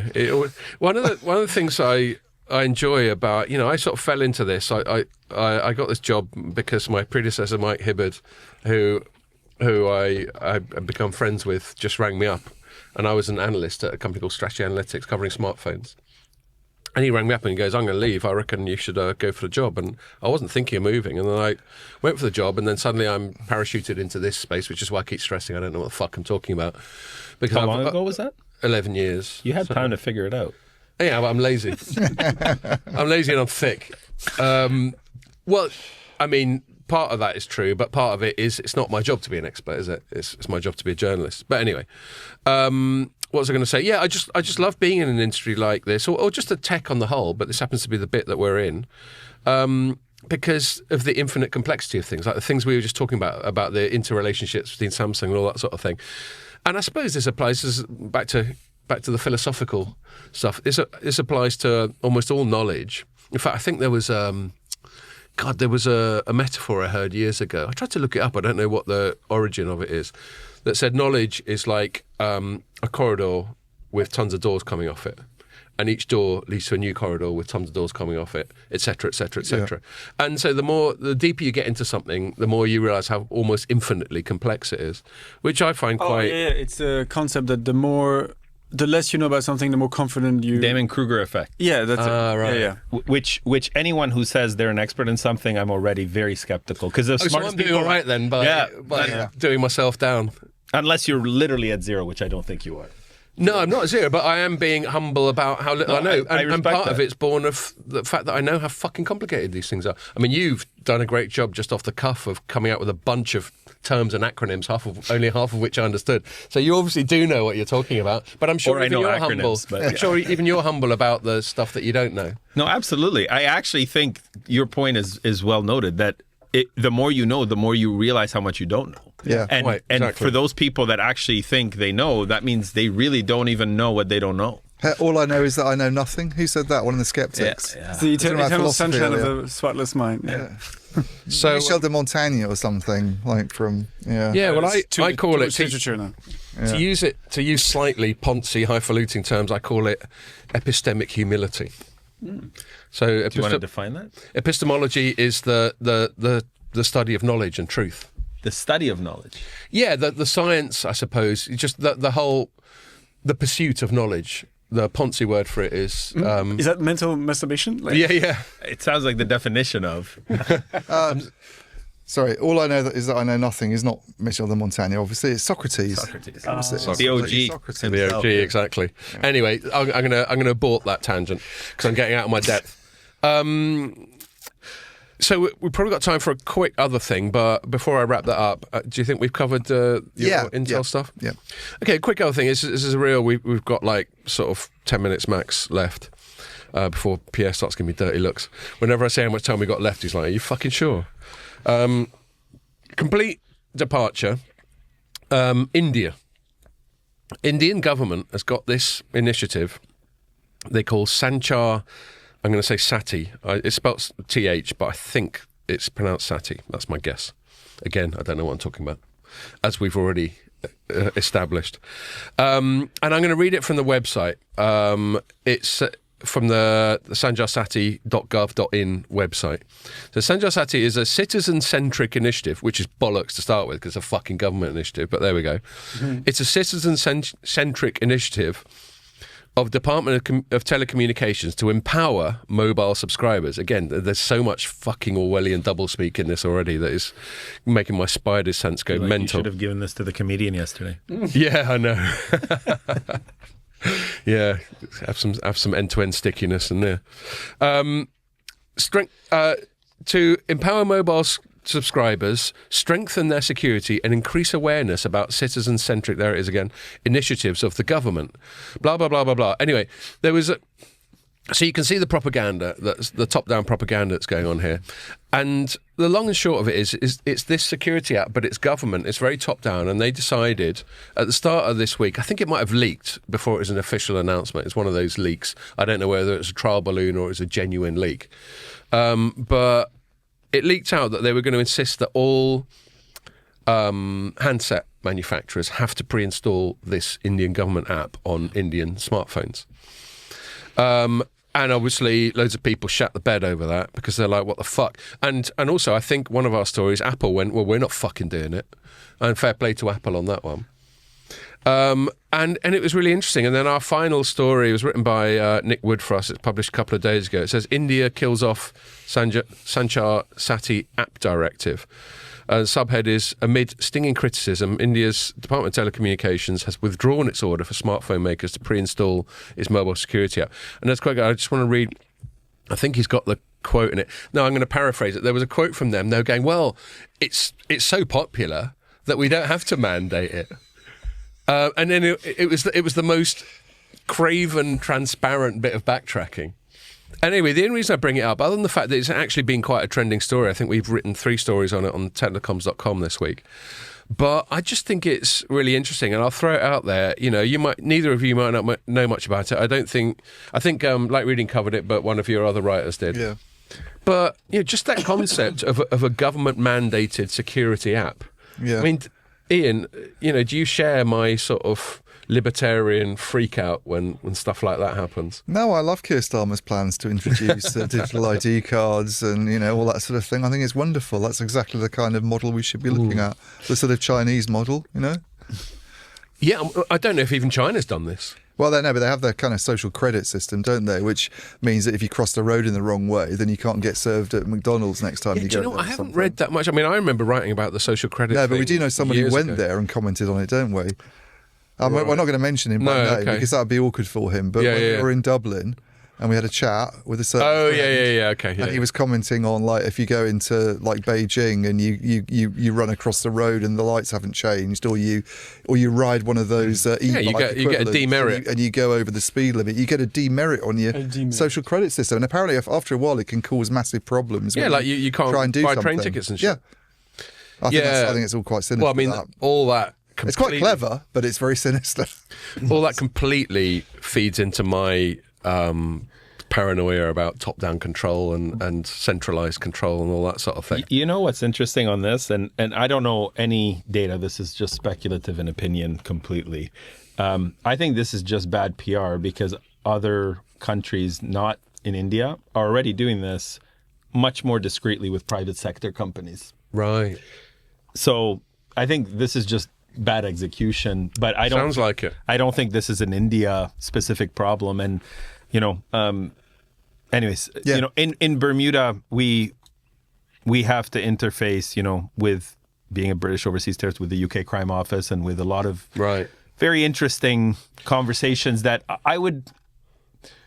the stuff that came out with Snowden was very clear from the telco world, and that was before your phone listens to everything with AI and gives you targeted ads just because you said Hawaii. I know. I mean, surely everyone in this room and everyone listening has had a time where they've had a chat with their mate and then suddenly they get served an ad that's totally coincides with that chat. But that's not a coincidence. Like, let's just be clear. That algorithm exists in the terms of your agreement of your phone. So this whole conspiracy theories, even COVID, they're going to track us. I'm like, you already voluntarily get tracked unless you have a phone with no apps on it. Right. Yeah. No, that's very true. Now, Magda's always very sort of... Ian's wife. Yeah, my wife is always sort of going... I've just seen an ad come up on the smartphone, and we were having a chat about this in the kitchen a few minutes ago, and it's like, doesn't that seem a bit weird to you? And I'm like, you're buying into the conspiracy theory thing too much. No, but actually...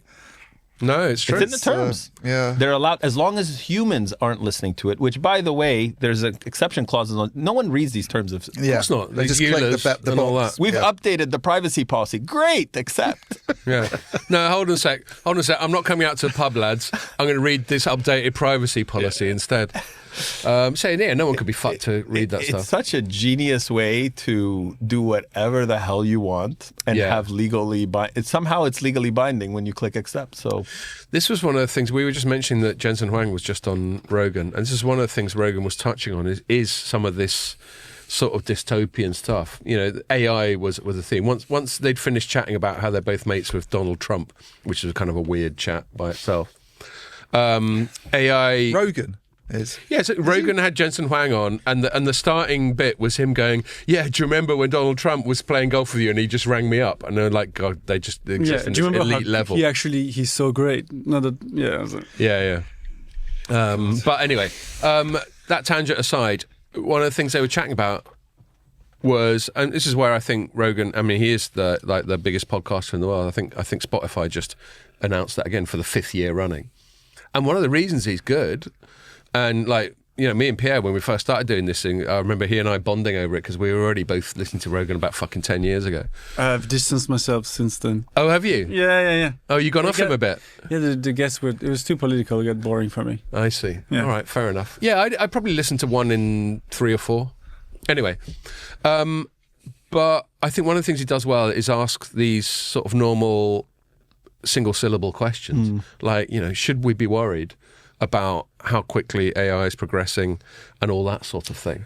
I think that's the wrong question. Right, go on. Yeah, like there was we were having a discussion. There was a telco debate yesterday. The great telco debate. The great telco debate. I didn't want to label it, but no, that's fine. We're fine. We love Ray. We love Telecom TV. It's all good.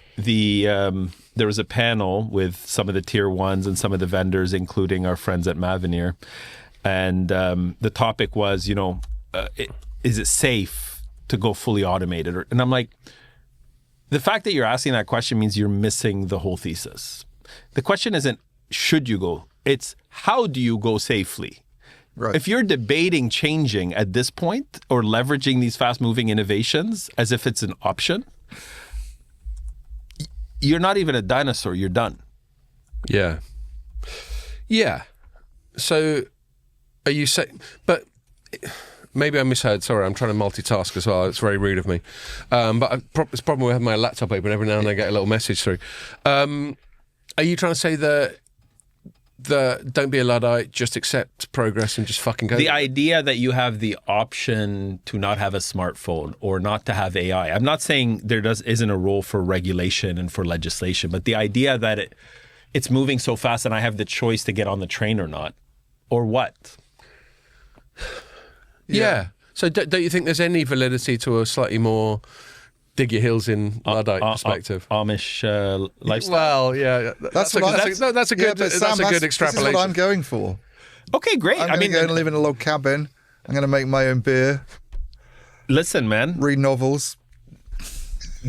If that makes you happy, I mean, I actually love the fact that we still have a possibility where that exists. I mean, with satellite, you're still tracked, but and you probably will have a phone and you'll have a Starlink receiver for the off days that you need to download new articles. Maybe I'll dip into generative AI every now and again.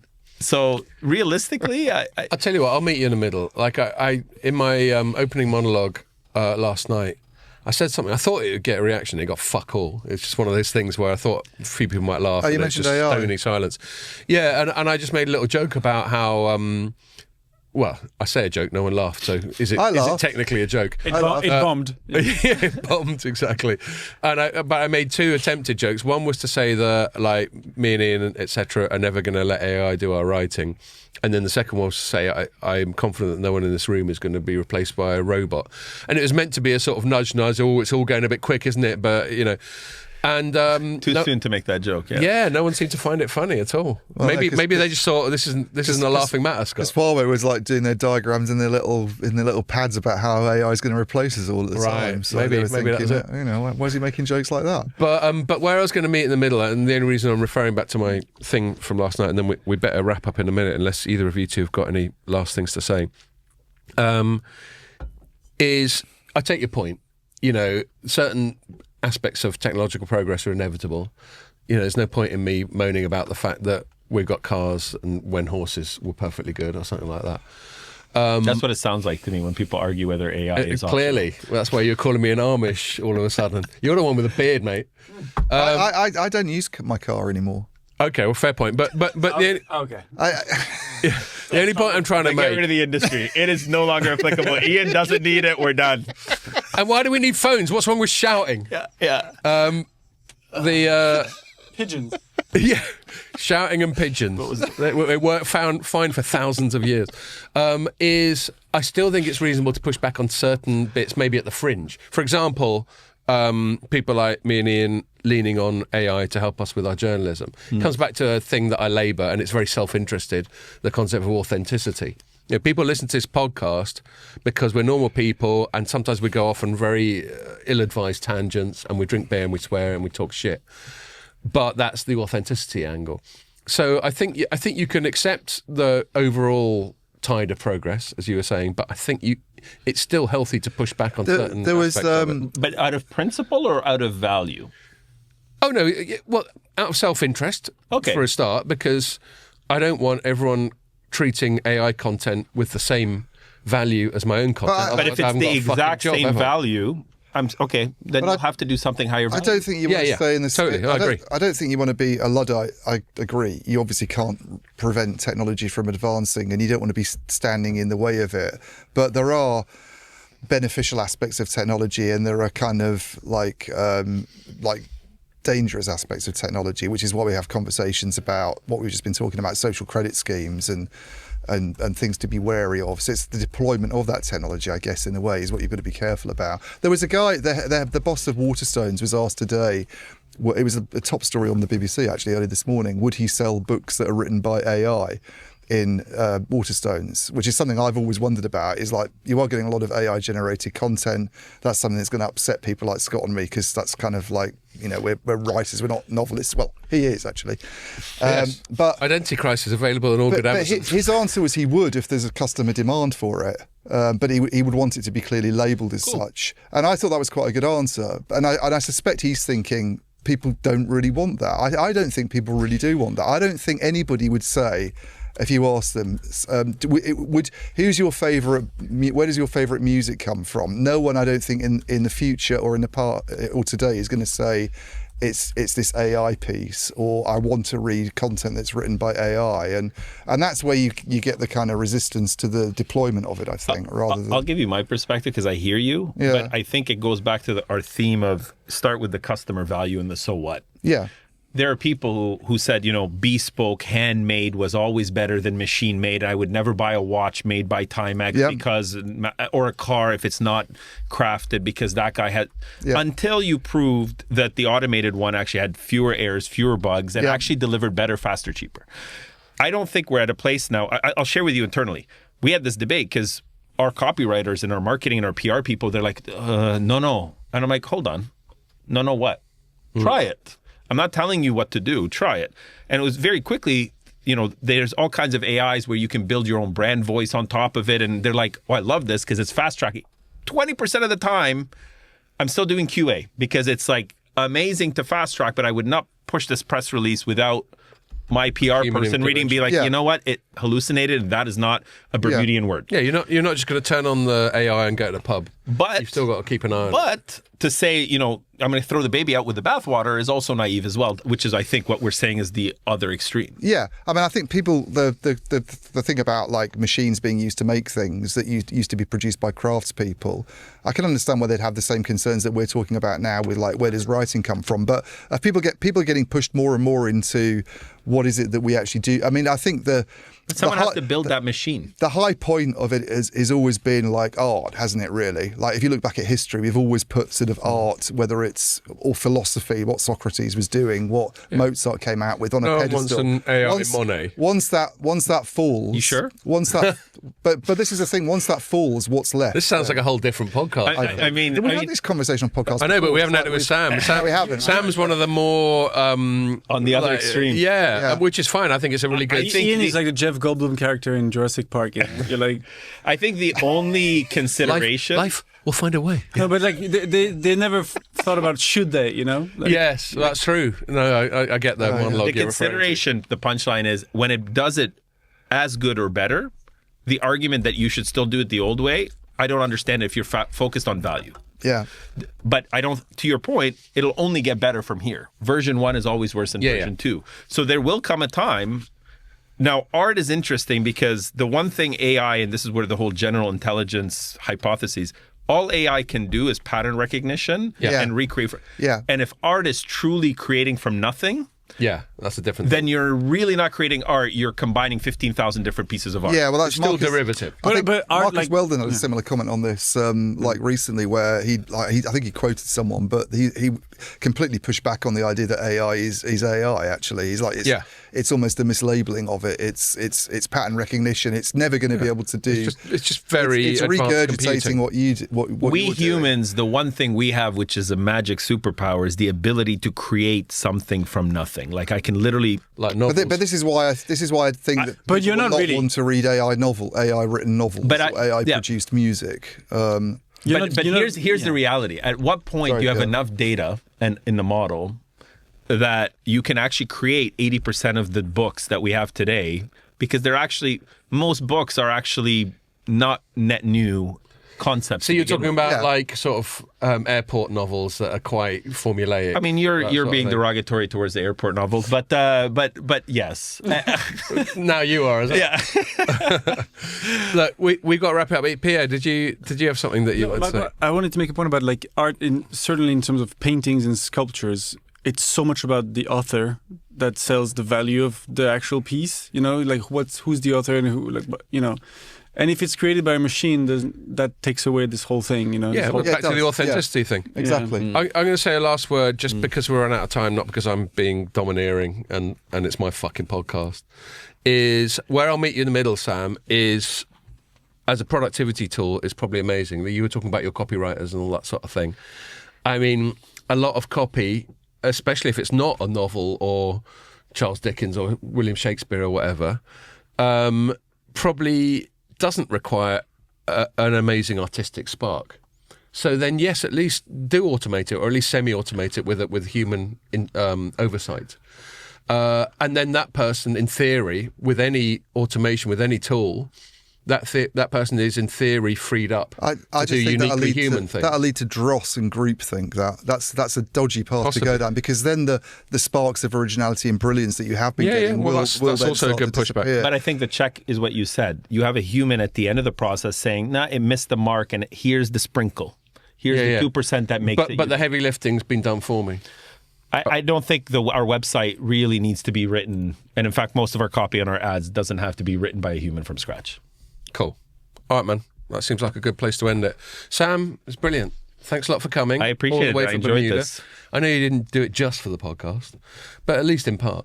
No, it's really good chat, and it sounds like we could get into all sorts of other tangents another time. So hopefully we'll do it again soon. Maybe in even Bermuda. Yeah, he said shamelessly. Open invite whenever you guys want, man. Yeah. Cool, mate. All right, thanks a lot. So this is our penultimate pod of the year. Join us for our Christmas quiz with our friend Elena next week. And that's it. I guess that's my sign off.